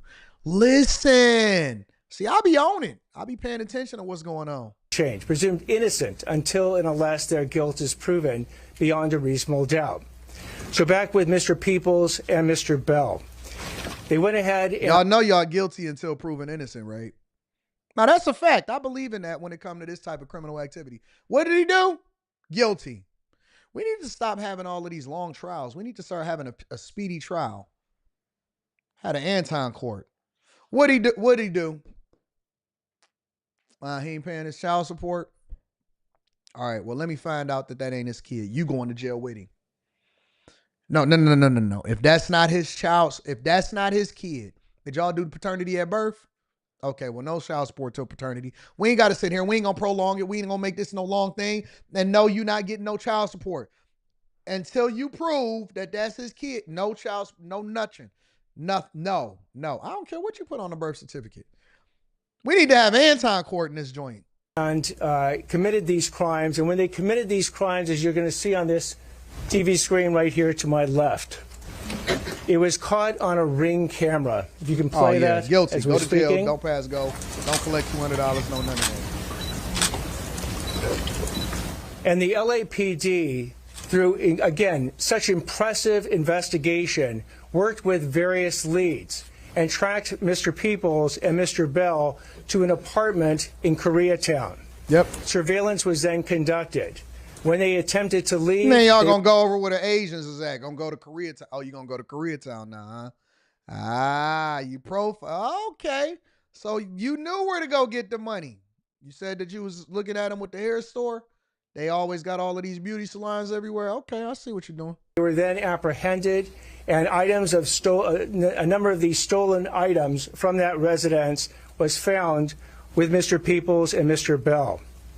Mr. Peoples is is committed 2 prior violent or serious felonies. Oh, double this is guilty. His third. Double guilty. As a potential 3-strike person, he is looking at life in prison.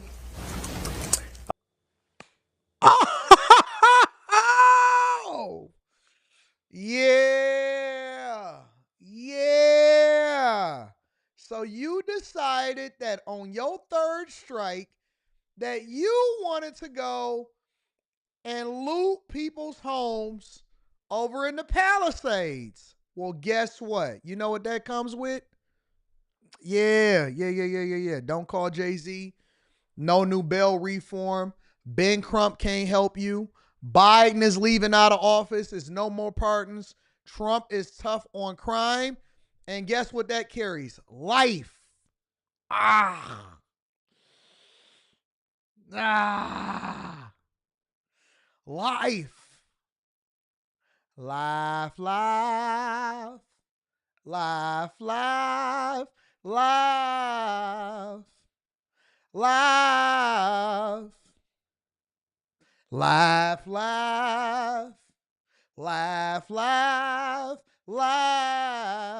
That carries life. Oh my God.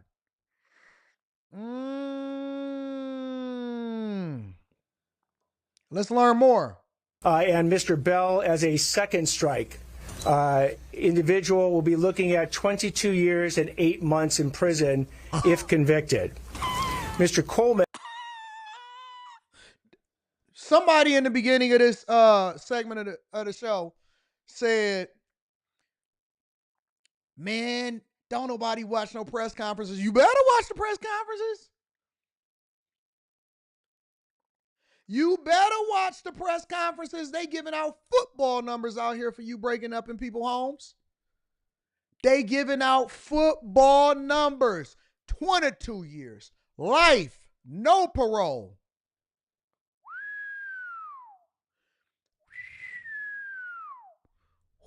Oh, because you wanted to break in somebody's home? You facing 22 years.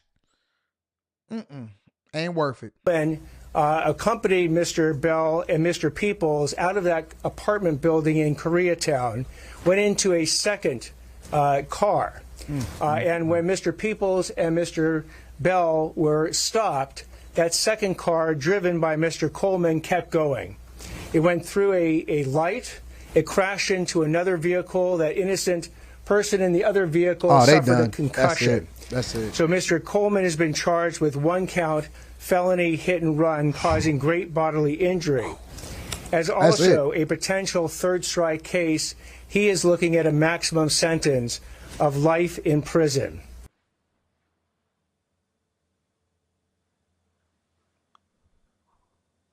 Oh.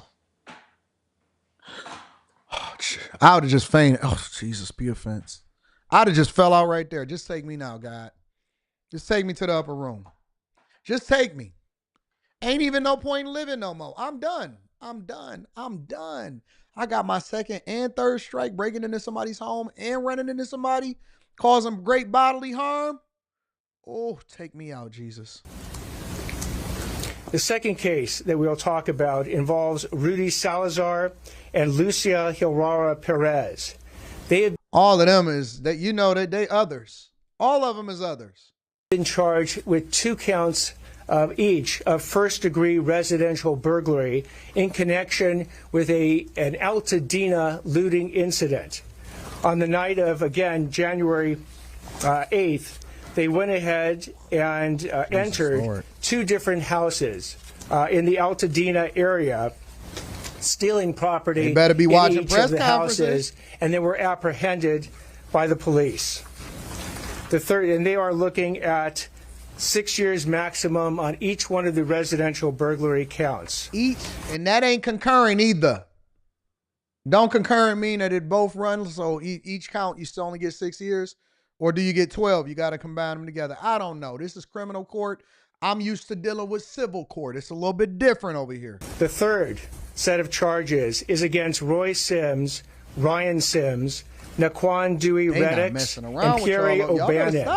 They are each charged with 1 count of first-degree residential burglary in connection with their crimes, where they went into a house in Altadena in the early morning hours and stole a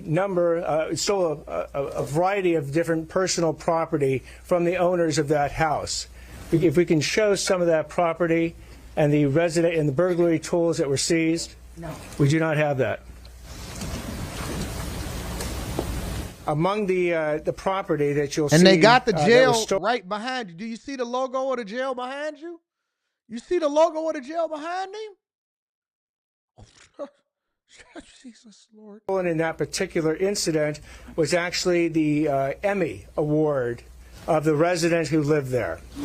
That was, the police worked incredibly quickly in that situation, stopped these individuals, and were able to apprehend them and recover most of the stolen property. The fourth incident is an arson incident in which Jose Gerardo Escobar has been charged. Mr. Escobar. We have that ready? This is an incident that occurred in Azusa, where Mr. Escobar has been charged with 3 different arson charges. He is looking at 9 years in state prison. 9 years of trying to protect my butt. 9 years of trying to protect my backside. Oh, Jesus, Lord, be offense. Lord, don't let him get my backside. Rebuke backside theft. This is, listen, if y'all wasn't watching press conferences before, you need to watch them now. They not taking plea agreements, no plea deals, no nothing. No off on your sentences, no nothing. They're doing press conferences because they're using you as an example and they telling you what's going to happen for a reason. Whew, I can't take no more. I can't take no more. Let me go ahead and read some of the super chats. Y'all better start paying attention. Keep on being out here stealing and doing what you're not supposed to be doing. I like fried rice. He says, what up, AD? New studio is tough. Let me change the colors. You know what I'm saying? New studio is tough. Question. What editing program do you use on the laptop? Is it on the Patreon video? If so, which one? If y'all want me to do a Patreon exclusive, actually, I'm doing a Patreon exclusive. That's the video that's going to be dropping tomorrow as far as me giving y'all the tour and showing y'all how I operate within the studio and how I'm running this. You know what I'm saying? Believe it or not, I can't give too much information. I like fried rice, G. Stay tuned. It's going to be on the Bag Chasers. You know what I'm saying? Malik Amir L is in the building. Shout out to you. I appreciate you for the 2-ball. Thank you, my friend. Elsa Turner says, that's why squatting got bad over the last few years. The TV was telling them they could squat, so they did. Well, it's done now. I like this guy. He ready to lock people up. LaFleur says, AD, I love the new set. Congratulations. I try to catch the live show, but I've been super busy. Well, make sure you just rewatch it. We gonna put the timestamps in it. Mick DeMos is in the building. Says, AD had me like Skip over here screaming out on you. Put your jacket back on. It's official. Just join the Chasers. Let me get a round of applause for all of the new Bag Chasers. I appreciate you. Green Monster is in the building. Says, went from Anton Court to Anton Church real quick. Live. Unbiasedly Raw says they listen to too much YG 400 and ain't none of them rappers gonna come back and save y'all. That's a fact. Courteous Contemplations. It's a lot of syllables in there. It says, okay, so that's why he said guilty until proven otherwise, because they were on their 3rd strikes. Oh, everyone knows it's the DA's choice. If you get 25 years or life, Lord in heaven, be offense, hallowed be thy name, thy kingdom come, thy will be done. Amen says those types need to ask themselves that question. Is it worth it? Too late to ask. From snatching Asian only pie to garden. You want your cornbread? You want your cornbread? You want your cornbread? Anton, that budget video on Patreon went crazy. Make sure y'all tap into the Patreon. We different over here. Shout out to the Happy Girl. I like Happy Girl. Says, I made it, AD. I had to meet with my supervisor. Money first. Money first. And I'm looking fly. Thank you. I appreciate you. Make sure y'all tap into the Patreon. Link is in the description. Thank you to everybody that continues to contribute into the platform, that is subscribed, that shared this with their family and friends, that hit a like on the way out in the door. I never ask for anything other than a like. And if you've been here more than once, a subscription. But anything that anybody sends, I always like to acknowledge it because it's not a requirement. It's a blessing. It's not a requirement. It's a blessing. Let's continue over into the show, ladies and gentlemen. We got a full show to deep dive into. This is one of them brothers, one of them little guys. He's like 5'1" or something like that on that Selling Sunset or something like that. Rita be watching that show all the time. But this is one of those guys. He's one of those celebrity realtors. And he's saying that landlords are now price gouging after the wildfires. Let's get into it, y'all. Make sure y'all hit a like for the algorithm, subscribe to the channel, and turn on your notifications. Let's spend no more than 10 minutes on this one, okay? For more on the housing crisis in Los Angeles and the challenges for people just looking for a place to live after losing everything, I want to bring in Jason Oppenheim. He's the president and founder of the real estate brokerage, the Oppenheim Group, and you probably know him as one of the stars of the Netflix show Selling Sunset. He also announced he will be donating $100,000 to the Los Angeles Fire and Police Department. Jason, thanks for joining Top Story tonight. You know what the problem is with donating? Is that we don't really know where the money goes. When y'all donate to these organizations, because I know that every natural disaster, I remember when they was doing it for Haiti. Haiti still messed up. Wyclef was over there looking stupid. They do it for cancer foundations and all of that. I'm not telling you not to donate, but I'm just telling you to be a little bit more careful of who you donate to, because we don't know where this money goes. 95% of most donations go to administrative costs, building, salaries, getting to and from, cars, fees. 5%, less than 5% in most of these organizations actually go to the cause itself. So just be careful where y'all giving y'all money at. Y'all might be giving $5,000 to the cause and $95,000 to the people. You are in the real estate business, right? So high prices would be good business for you, but you're sickened by what you're seeing out there. Explain to our viewers why. Thank you, Donnie. So we offered our services for free to anyone that had been displaced by the fires. You know, we've received dozens of people calling us and emailing us from Altadena to the Palisades. So I was on the MLS searching for homes for people, and I kept seeing these up arrows. And I never see up arrows. It was not a strong rental market. You don't have people increasing their rents, and I couldn't believe it. So I started taking screenshots and posting them on social media, and then I did some research, and it was pretty obvious that they were breaking the law. I mean, there's a penal code out there. The government created a state of emergency. So since then, I've just been trying to get some press to let landlords know that what they're doing is not only immoral, but also illegal, and they need to stop. How do y'all feel about that? How do y'all feel about that? How do y'all feel about when things happen, natural disasters, all of this stuff? Do you believe that is the obligation of a person that has free will? Now, I'm not saying, and I'm not talking about the laws that's in California. I don't know what the laws are for when they have a state of emergency and what the costs are. But I'm asking this question because I'm just genuinely curious. In a capitalistic market, should people be able to increase the prices that it would cost because they're going to have to lock in a potential long-term tenant? It may take 2, 3, 4, 5, 6 years for these people to rebuild. Should they be able to raise the prices in the rental market or become more opportunistic because there's an opportunity to make more money? Or should they be required to limit the amount of money that they can make on a rental property because they know the demand is going to be so high and it is a quote-unquote state of emergency? Y'all let me know what y'all think inside of the chat. Officials are calling it sick. They're calling it gross. Talk to me about the percentage increases you were seeing. First, I don't want to paint... Ooh, we got a lot of commotion inside of the chat today. Just the way I like it. Everybody is on a different side of the fence. Some people saying yes. Some people saying no. Some people saying yes due to market demand. Some people saying, nah, that's immoral. Other people saying, yes, it's immoral, but it shouldn't be illegal. Oh, I like this. It's just capitalism, baby. Free market required to limit. I'm going to save my thoughts. Ernest, thank you for the super chat. I'm going to be reading that shortly. I'm going to save my thoughts to the end, and I'm going to tell you what I believe is the right or wrong thing to do. Let's continue. Everyone is taking advantage of the situation. Most landlords, and a lot of my clients have called and offered to put their properties on the market at or below market and to increase supply. But there absolutely were some bad apples.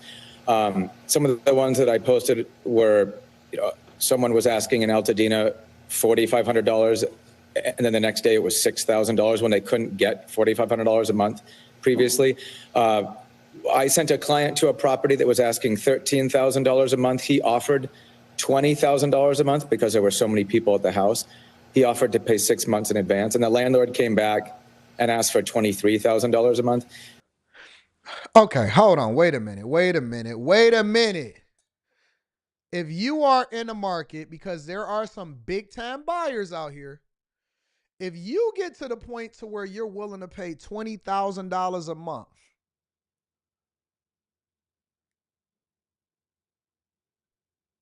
let me save my thoughts. I said I was going to save them to the end, right? $20,000 a month. You know what type of client you are? You willing to pay $250,000 a year? Okay. When I heard that, I don't know, I went ballistic.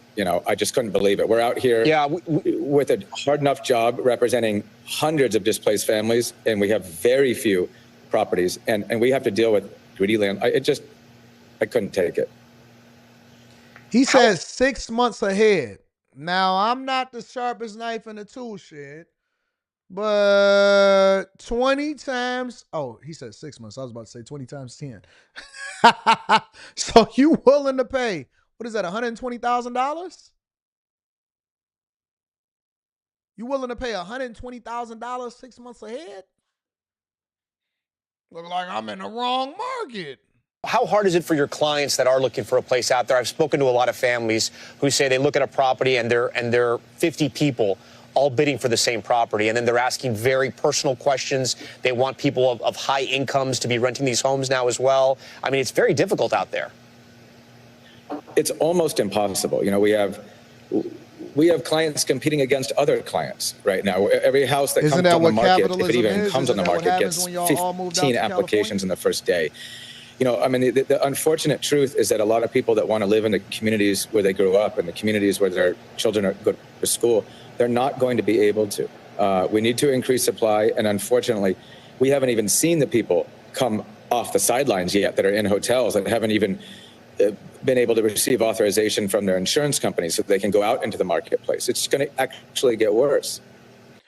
Well, I'm going to tell you what my thoughts are, okay? Some people in the chat are saying that it's immoral. Other people in the chat say, hey, baby, that's capitalism. That's just the way that it is. It's market demand. I'll share it to you like this. This is my thoughts. Where was all of the immoral and this and that when nobody had an opportunity to rent their stuff and they still had to carry that mortgage? Where was the immorality for the landlords when they put in the rent moratorium and they said people didn't have to pay rent for an extended period of time and you just had to figure it out, or you had to contact your mortgage company and determine whether or not you was going to even be able to keep your property or ask for an extension? Where's all of this morality? Because most landlords only own 1, 2, or 3 properties. They are not mass landlords. They are not large companies. They're not none of that. So it's only immoral if it happens on one side.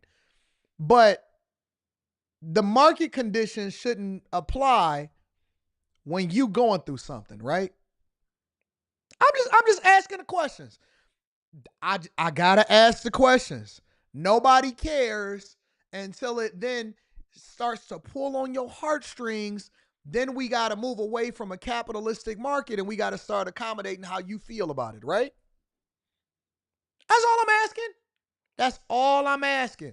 Let me tell you something. I come from Detroit. Nobody cares. Nobody cared, and nobody will care. If you can't meet the expectations, you get priced out. When the market was depressed, everybody said deal with it. Now that the market is up over there, they can't capitalize off of it. Interesting. So I'm supposed to feel sorry for you because you are, but my kids,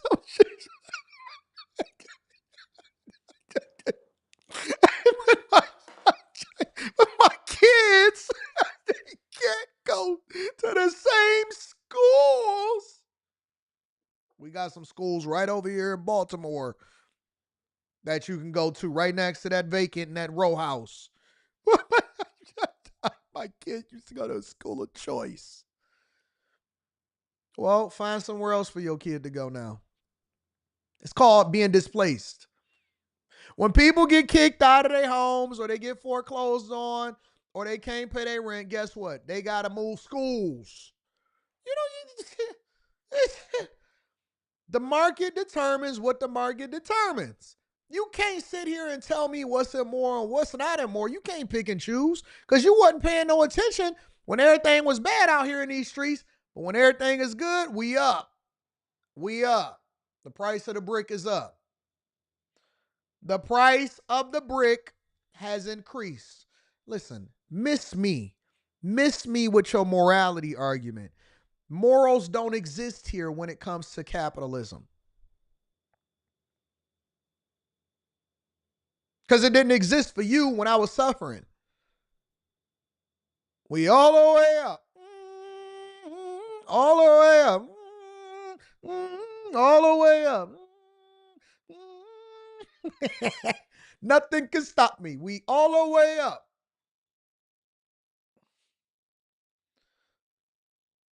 That's what you get for going to California. You knew it was going to be a wildfire. You didn't know?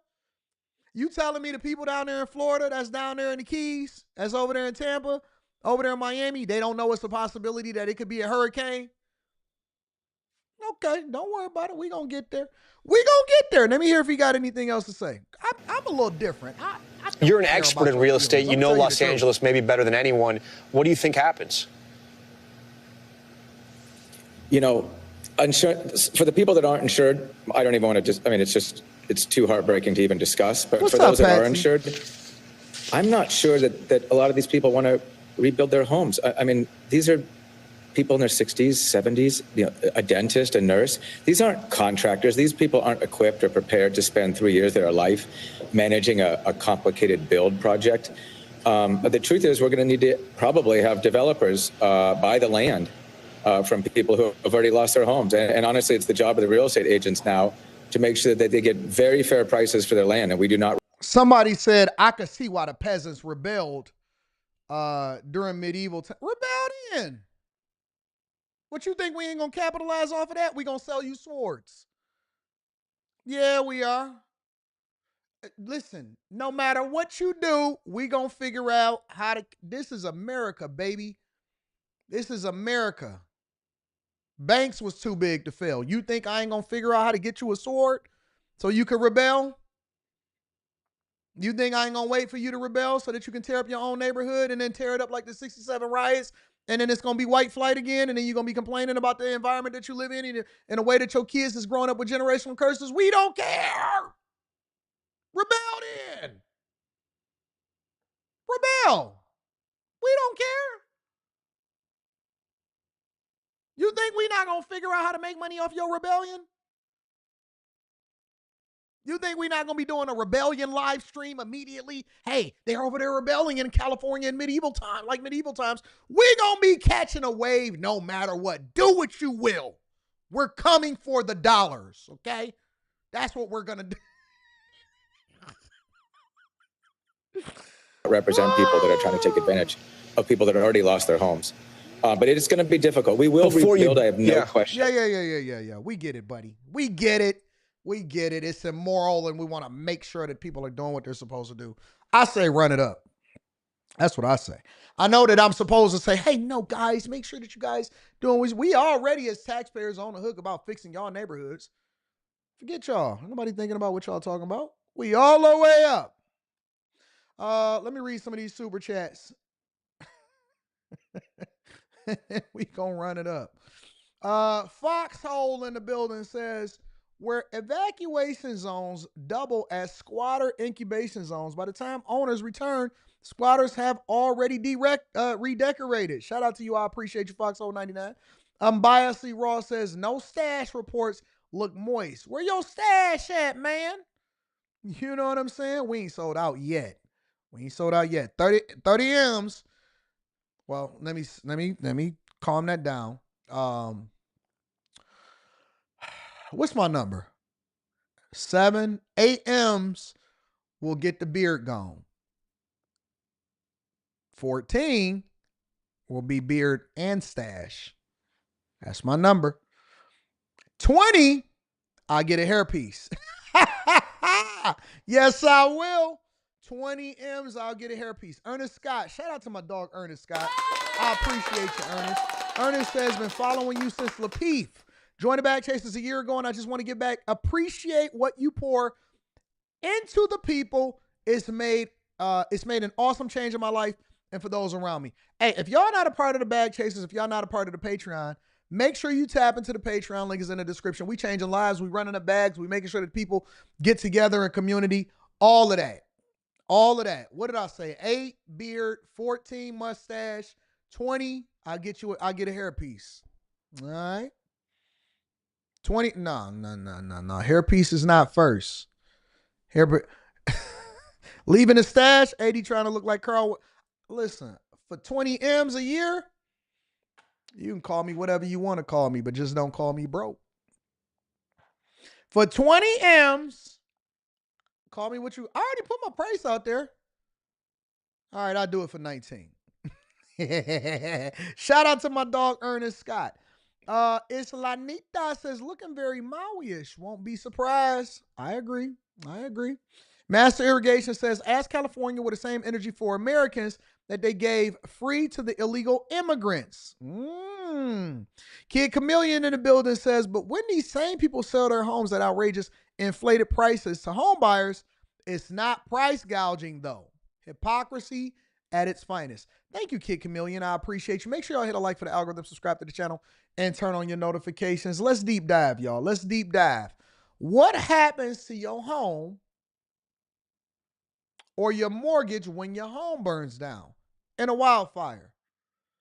Let's spend no more than 10 minutes for real on this subject, because a lot of people are getting a lot of misinformation. They think that they could just run away and it just be that.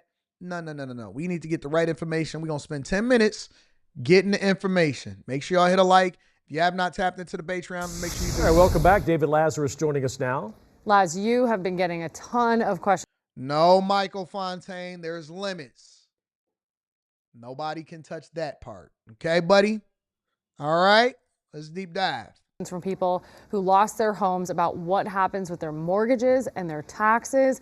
And are they still on the hook for all that? Yeah, and there's a lot of moving parts to this. It is, of course, a very fluid story. Let's get back to the mortgages in just a moment. First, let's talk about what's going to happen to property taxes if your home is significantly damaged or destroyed. I spoke earlier with LA County Tax Assessor Jeff Prang. Here's what he said. We're going to reduce your assessment and your property taxes for damaged or destroyed property. There is a program, it is called Misfortune and Calamity, that requires me to reduce the assessed value of your property to reflect the damage or the destruction. If your home was completely burned to the ground, we're going to value the home at zero. Now, when Assessor Prang is talking about property in this case, he's talking about the structure, your home, your garage, any other outlying structures that are there. He's not talking about the underlying land underneath. What happens with that? Unfortunately, this reduction doesn't apply to the land, but it will affect your property. We're going to be doing this proactively, but I also want to encourage everybody to file the Misfortune and Calamity form online. This is a very... Y'all thought that they was going to let y'all get away with not paying no property taxes. When he had said zero, it was an asterisk right there. And the asterisk was that the land in California is worth more than the property itself. So when you seen that home, that little $70,000 container looking home, you still looking at $1.8, $1.9 million an assessment for property taxes. The home itself wasn't worth $70,000, $80,000. The home, the garage, all of that. You still own the property. You still paying the property taxes. Over in Los Angeles and California, the land is worth more than the home itself. So, long story short, you're still on the hook for paying property taxes. It does not absolve you from it. The assessor's office will be taking in less revenue, but they're still going to take in that revenue, and they want your payment ASAP. It's people over there in California that's paying $40,000, $50,000, $60,000 a year in property taxes. I said, oh, sweet baby Jesus, for these little rinky-dink homes, yes. Some people over in Los Angeles is paying $30,000, $40,000, and $50,000 a year in property taxes. And I said, oh, sweet baby Jesus. How are they operating at a budget deficit? It just seems impossible. It seems utterly impossible that you could be taking in that much money in property taxes and not have no fire hydrants. It just seemed crazy. None of it is adding up to me. None of it is making any sense whatsoever. File the Misfortune and Calamity form online. This is a very tricky business because the assessor told me that his office has looked at the assessed values on an average basis in the fire hit areas, and it turns out. No, you're renting the land, Lisa. That is correct. You never really own the land because you got to forever pay property taxes. You can't pay it off. That's the finesse. Roughly 2/3 of the assessed value of these properties is the land and not the structure, which means all of those properties in the Pacific Palisades, for example, or Malibu, they're still going to be taxed at a very, very high level. And let's take a look at Prop 13. Let's say you've been in your house for decades and you've enjoyed decades of Prop 13 protections when it comes to your property taxes. If your house is destroyed, if you rebuild, do you still get the Prop 13 protections? Here's what Prang said. You will still have your your pre-damage Prop 13 protection. So your tax base will be restored to what it was before the fire, and you can build up to 120% of what was there before without reassessment. That's a very interesting thing because what he's saying is if you rebuild to 100% of what you had before, in other words, pretty much the same house, your property tax doesn't change. But also you can do 20% more in the form of upgrades, let's say some wood floors or something like that. So as long as you don't go over 20% beyond the previous assessed value, you're good, and your property taxes aren't going to change. If you go above that 120% threshold, you're not really going to be in totally hot water, but those extra overages that we're talking about, those will add to your tax burden. So what they want you to do, honestly, and this is what I believe was part of the play, is that all of these little stupid homes over in Los Angeles, because the property value itself is the land, and the land continues to appreciate regardless of whether or not your house burns down or not.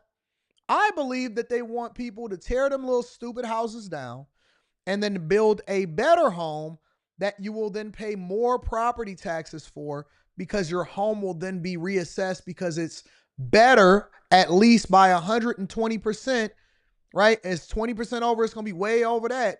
It's going to be much, much better than it was. Nobody is going to rebuild a shed. Nobody is going to rebuild a shed.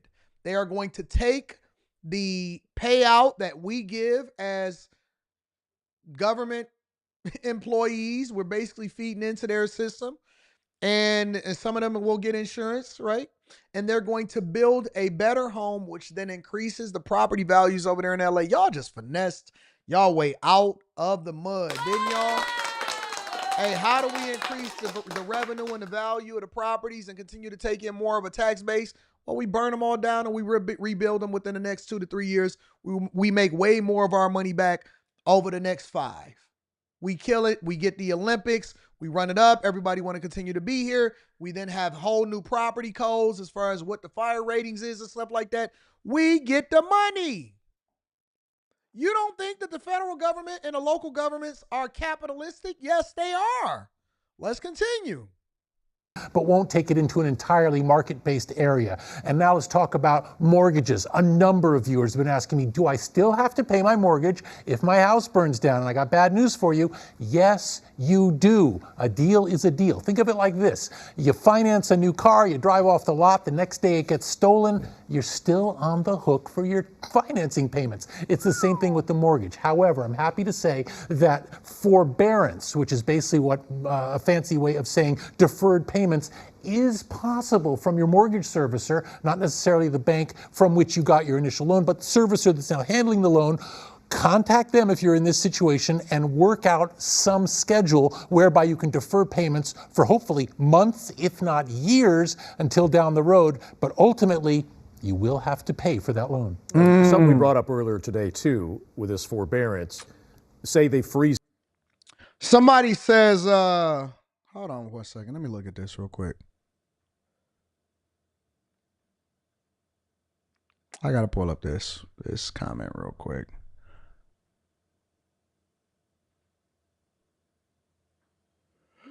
Somebody says, I believe Anton, I believe that good old Anton is a fake millionaire.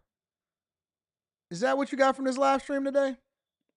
You know, the one thing that I'm not going to do in 2025, bag chasers, y'all have seen my payouts. Y'all see my bank accounts. You see my portfolio. You see my houses. You see all of my deposits. You see what I made in corporate America. We're no longer going to entertain the dustiness. Listen, that question was a question that we answered 3 years ago, 4 years ago. What are we in, season 5? Anyways, let's continue. And you don't have to pay your mortgage payment. You said the interest keeps accruing. It does indeed. The more if you got to ask at this point, it doesn't even matter. If you got to ask, it doesn't even matter. We so far beyond that. If we so out of there, it doesn't even matter. In fact, the terms of the loan do not change. So forbearance means you're just going to put it off for a little while. You are not rewriting the terms of the loan. So at the end of the day, you will get bit financially. And again, a deal is a deal, and so that's the problem. But I wouldn't be surprised, considering the scope of the problem here, if a number of mortgage servicers or financial firms don't come to some sort of terms on this kind of thing, because thousands and thousands of families are going to be unable to deal with this financial hit in the coming years. I mean, there's so many different angles we can talk about with you. And we will. Well, talking about rental, same with rental properties. Okay, so you're lucky enough to rebuild your house. You got to live somewhere. You need to rent a house. You rent a house, but we're seeing already people are jacking up the prices on rental properties. And remember, there are price gouging laws. Rental properties cannot go up more than 10%. How do they enforce price gouging laws? Because I'm always curious. I hear this stuff, but I don't know exactly how they would be able to enforce this. How do they enforce a price gouging law? Within 30 days of an emergency. So what we've been seeing is some properties that might have been off the market in recent months have suddenly come back. And that's not a price gouge. That's somebody just trying to get to the market value. And supply and demand says there's a lot of demand out there. Yeah. All right. So long story short, you still got to pay your mortgage. And let me add in another part of it that y'all don't want to have a conversation about. You still have to go to work in the morning. They didn't add that part in. Yeah. Listen. I know that your house burned down. I know that you still got to pay your property taxes. Guess what? You still have to go to work in the morning. And you better be there on time. You got to figure out, hey, listen, ship your wife and your kids to another state, send them to go live with Gam Gam. Make sure you leverage your family resources. Go send them to live with the in-laws. I don't care what you do. Make sure that you are at work tomorrow, because not only do we want our money for your car note, because see, forbearance doesn't mean that you don't have to pay it. It means that you're temporarily suspended until you can get things together so that you can get back to paying it again. Forbearance does not mean that you no longer have to pay it. It means that we're just going to temporarily put a hold on what you have to pay until we get your life back together so you can get back to paying it. We want you to get back to normalcy so you can give us our money.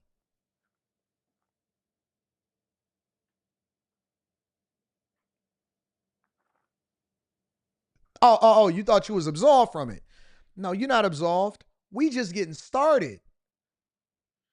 Yeah, you just got a lot of work to do. You got a lot of paperwork to fill out. You got to make sure that you get online, get off TikTok, open up your phone, your iPad. If you got your computers with you, fill out this paperwork. Make sure you get your forbearance on.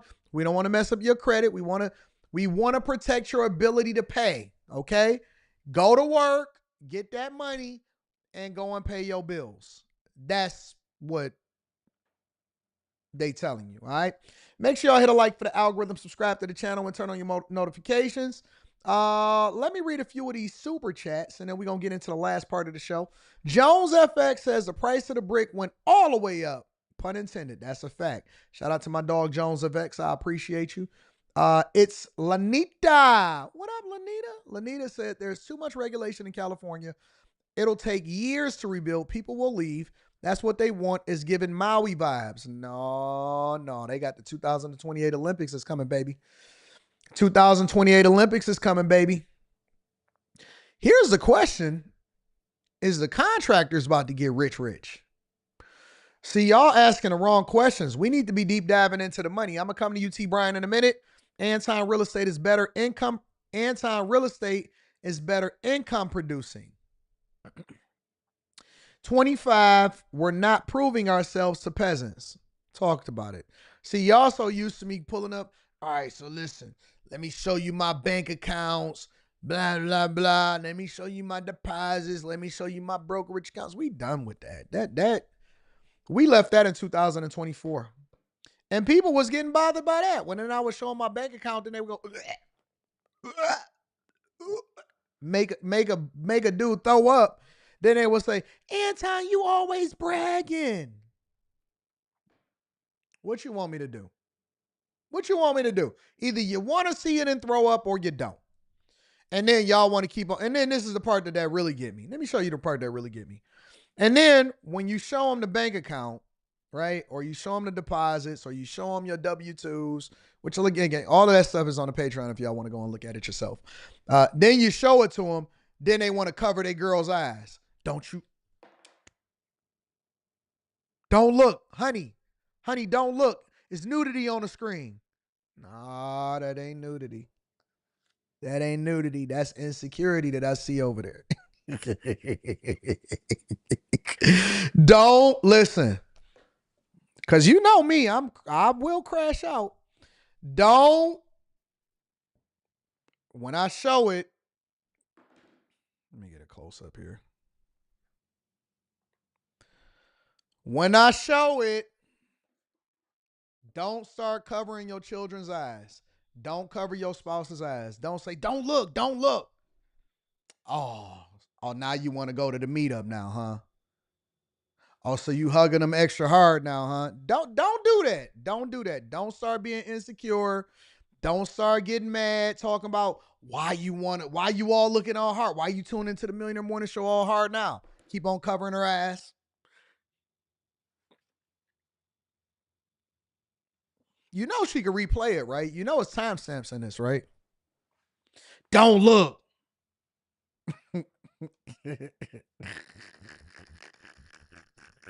Don't look. Let me turn this up. Money green. Money green.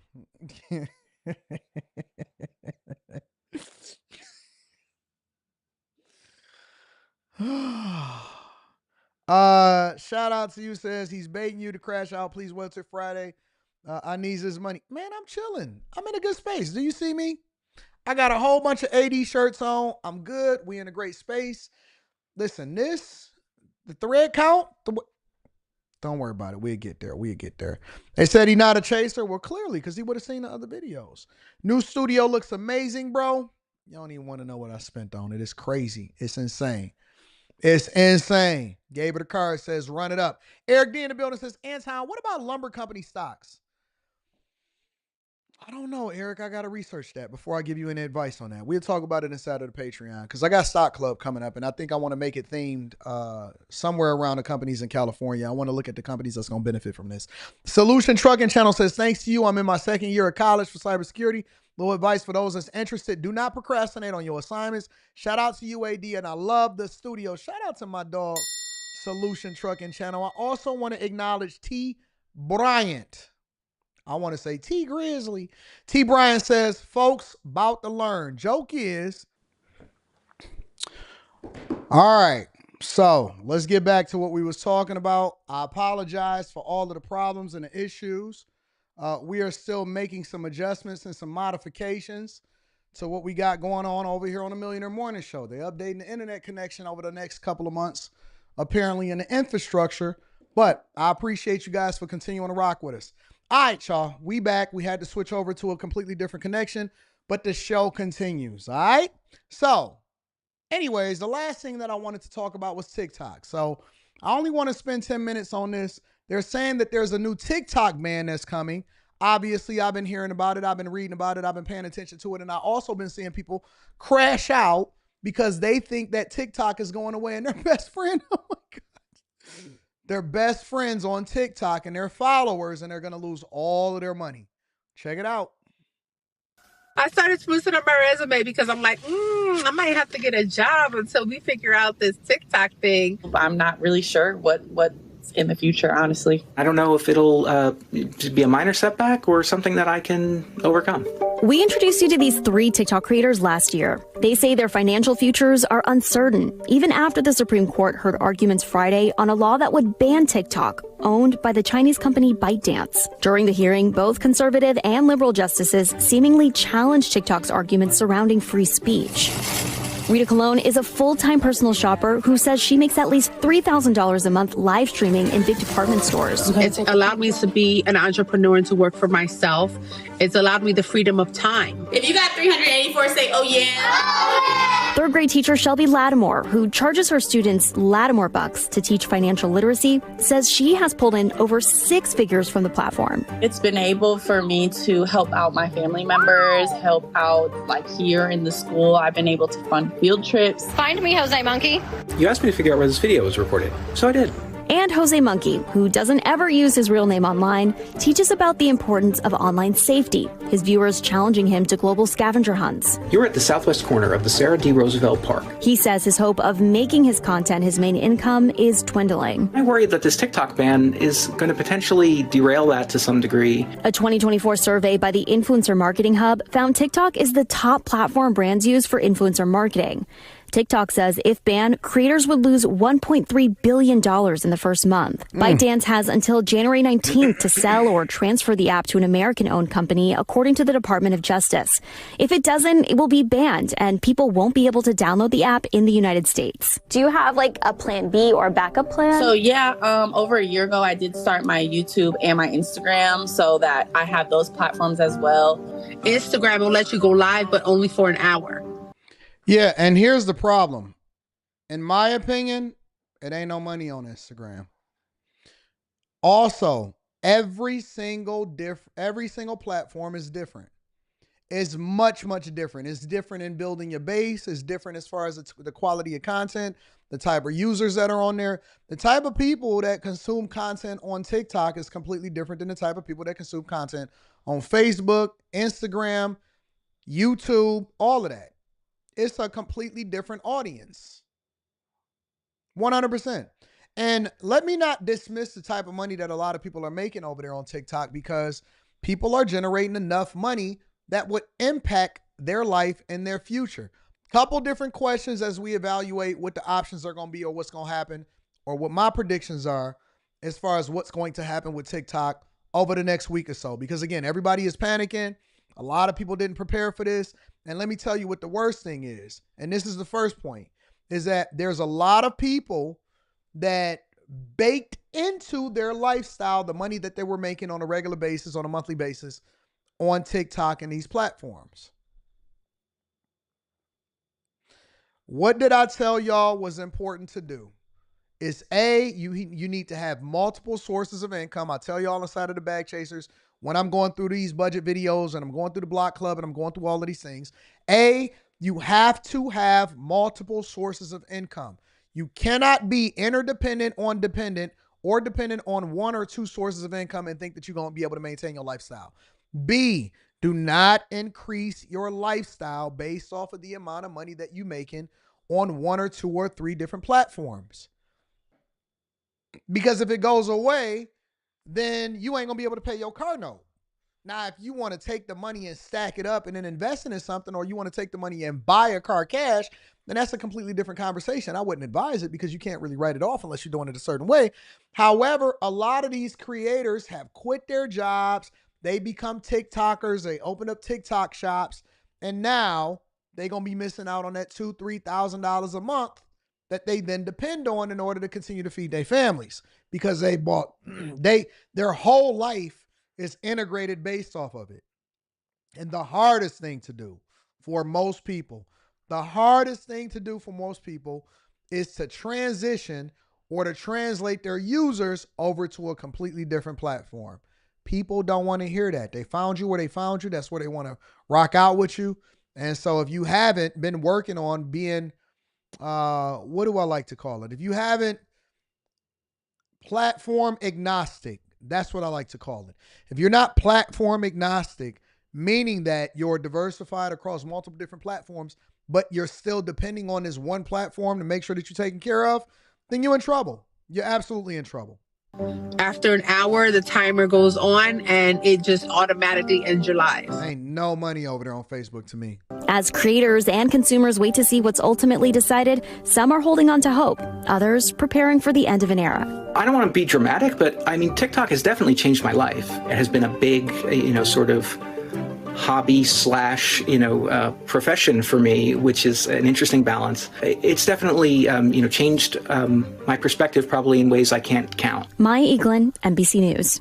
Well, a lot of people, like in the chat right now, are saying that they hope that Elon Musk buys it. They think that Elon Musk is going to buy it. I'm going to tell you why I don't think that Elon Musk will buy it.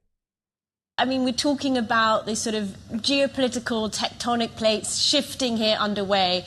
Now we think about how corporates are being wrapped up into this. It looks like TikTok, perhaps the preferred buyer from Beijing's point of view, will be Elon Musk. Tell us what we know so far. That's certainly one of the possibilities that's being discussed, and that's what we're hearing from sources. This is a Bloomberg scoop that just came out this morning. I mean, we've got to keep in mind, of course, the main priority from China's perspective is certainly for ByteDance to continue to retain control of the app. But in terms of the possibilities, yes, that's what we're hearing, is that Elon Musk's X could take control of TikTok US and run the two businesses together. What's in it for TikTok, or what's in it for X rather?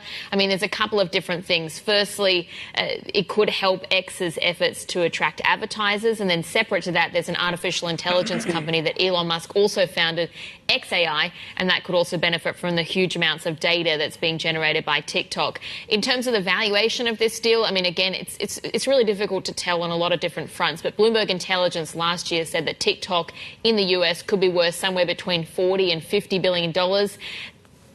Elon Musk is the richest man in the world, we know, but it's still a large amount of money for him to finance, and he's still paying off X's loans as well. It's also unclear if US TikTok would be sold off in a competitive process or if the sale is going to be arranged by the government. But just going back to sort of the main thing we do need to remember, of course, is the priority or the preference for China is for ByteDance to retain control of its operation. If anybody is familiar with X's platform, it is a competitor to TikTok. And there is money on X. It absolutely 100%. There is a bag on X. It's a bag on TikTok too. And so I'm just looking at it from a content creator's perspective. But on the flip side, what I am saying is that I don't see the synergies. I don't see why Elon Musk would basically take another $40 to $50 billion and buy TikTok. Why would he do that? X is doing well on its own. Also, on top of that, X is a direct competitor to TikTok. I don't see the synergies, basically where he would be able to eliminate costs. I think that the marketing behind TikTok, which when I first seen TikTok, it was supposed to be for kids doing dances and stuff like that. And then all of the grown folks got on there and started doing 304 talk. But it's a completely different market. It's a completely different demographic of user. I think that the platforms is different.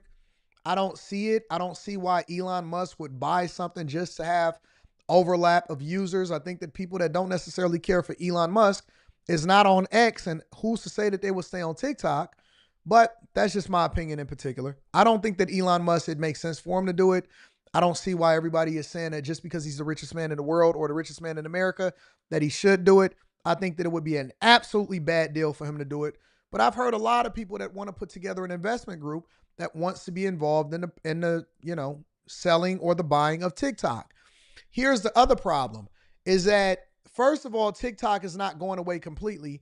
It will still exist on your phone if you already download it, and you will already still have it on your phone to continue to participate.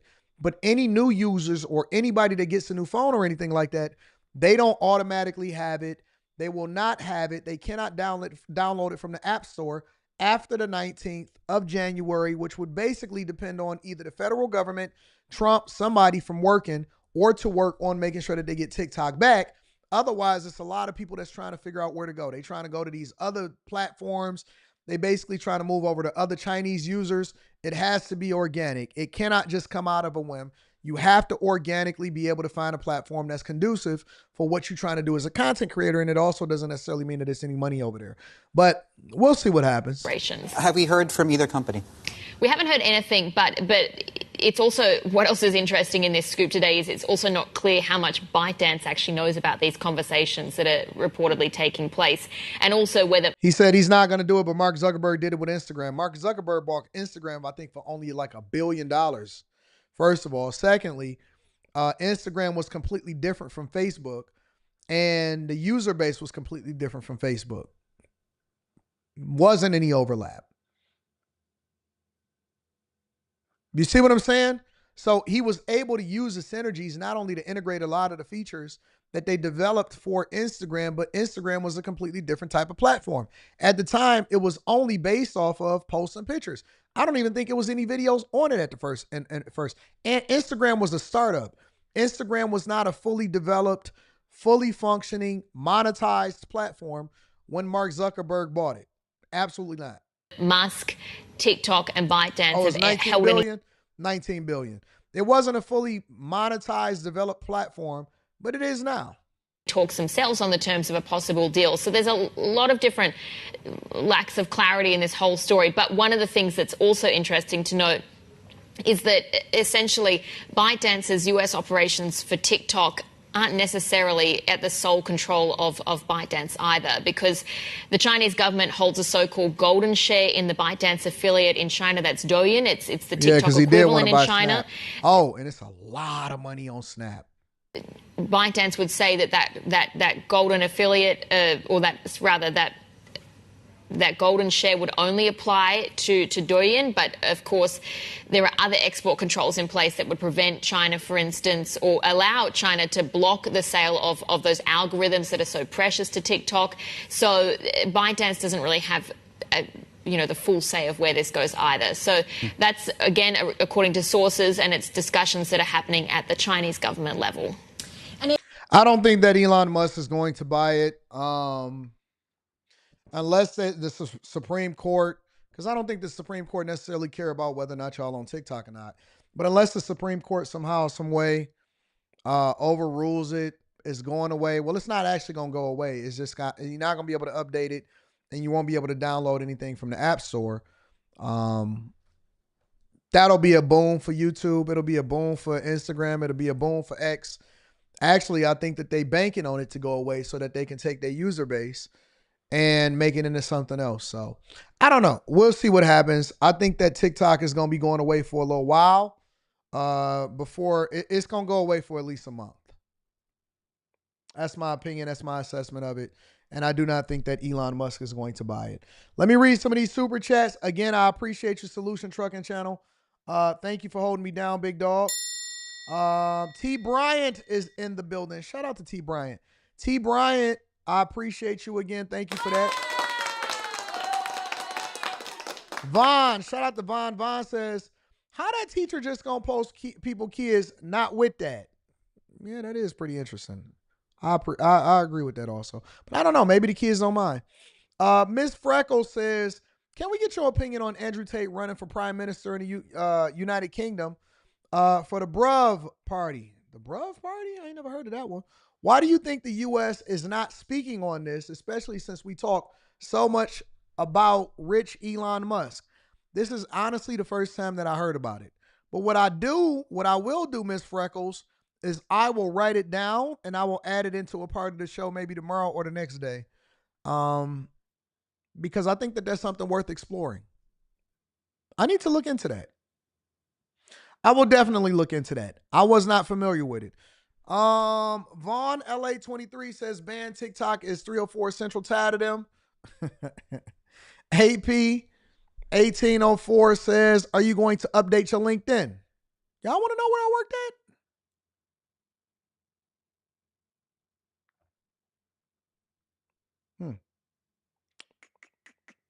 Yeah, I'll update my LinkedIn. I don't have any problem with that. TikTok will go the way of Vine. That's a heavy one right there. John Gonzalez says, I prefer Elon buys Disney. End of the work woke there too. Disney got too much debt. That's the problem with Disney. Disney has too much debt. As a company, Disney holds too much debt. Because they took on too much debt in order to finance the development of their streaming platform, Disney Plus, and to basically put together a content portfolio to fund Disney Plus and all of the other entities that they had going on. So, yeah, man, I think it's crazy. I think that Disney has too much debt for Elon Musk to be even interested in buying it. You know what I'm saying? So anyways, make sure y'all tap into the Patreon. Link is in the description. Another phenomenal show. Let's give ourselves a round of applause. Grayway in the building. Shout out to the Grayway. Says, I don't care if he's a millionaire. His wisdom is worth more than me thinking about that, but I do believe that he is. Y'all still talking about me? Are y'all not part of the Bag Chasers? Are y'all not part of the Patreon? I don't know, man. It really doesn't even matter. Listen, make sure y'all stay focused, stay on top of things. We got after hours tonight. That is going to be popping. I got my girl Molly on there. I got my girl Carrie is on there. I got Slimmy. I got Quentin. 2K probably going to pull up. I'm going to be there. We're going to be having some great conversations, and that is going to be popping. If you guys are not a part of the Bag Chasers, do so. Link is pinned to the top of the chat. Another phenomenal show. I hope y'all getting used to this new format. We going up. Bag Chasers. Exclusive video coming soon. I love y'all. I appreciate y'all. I'm going to holler at y'all later. Peace.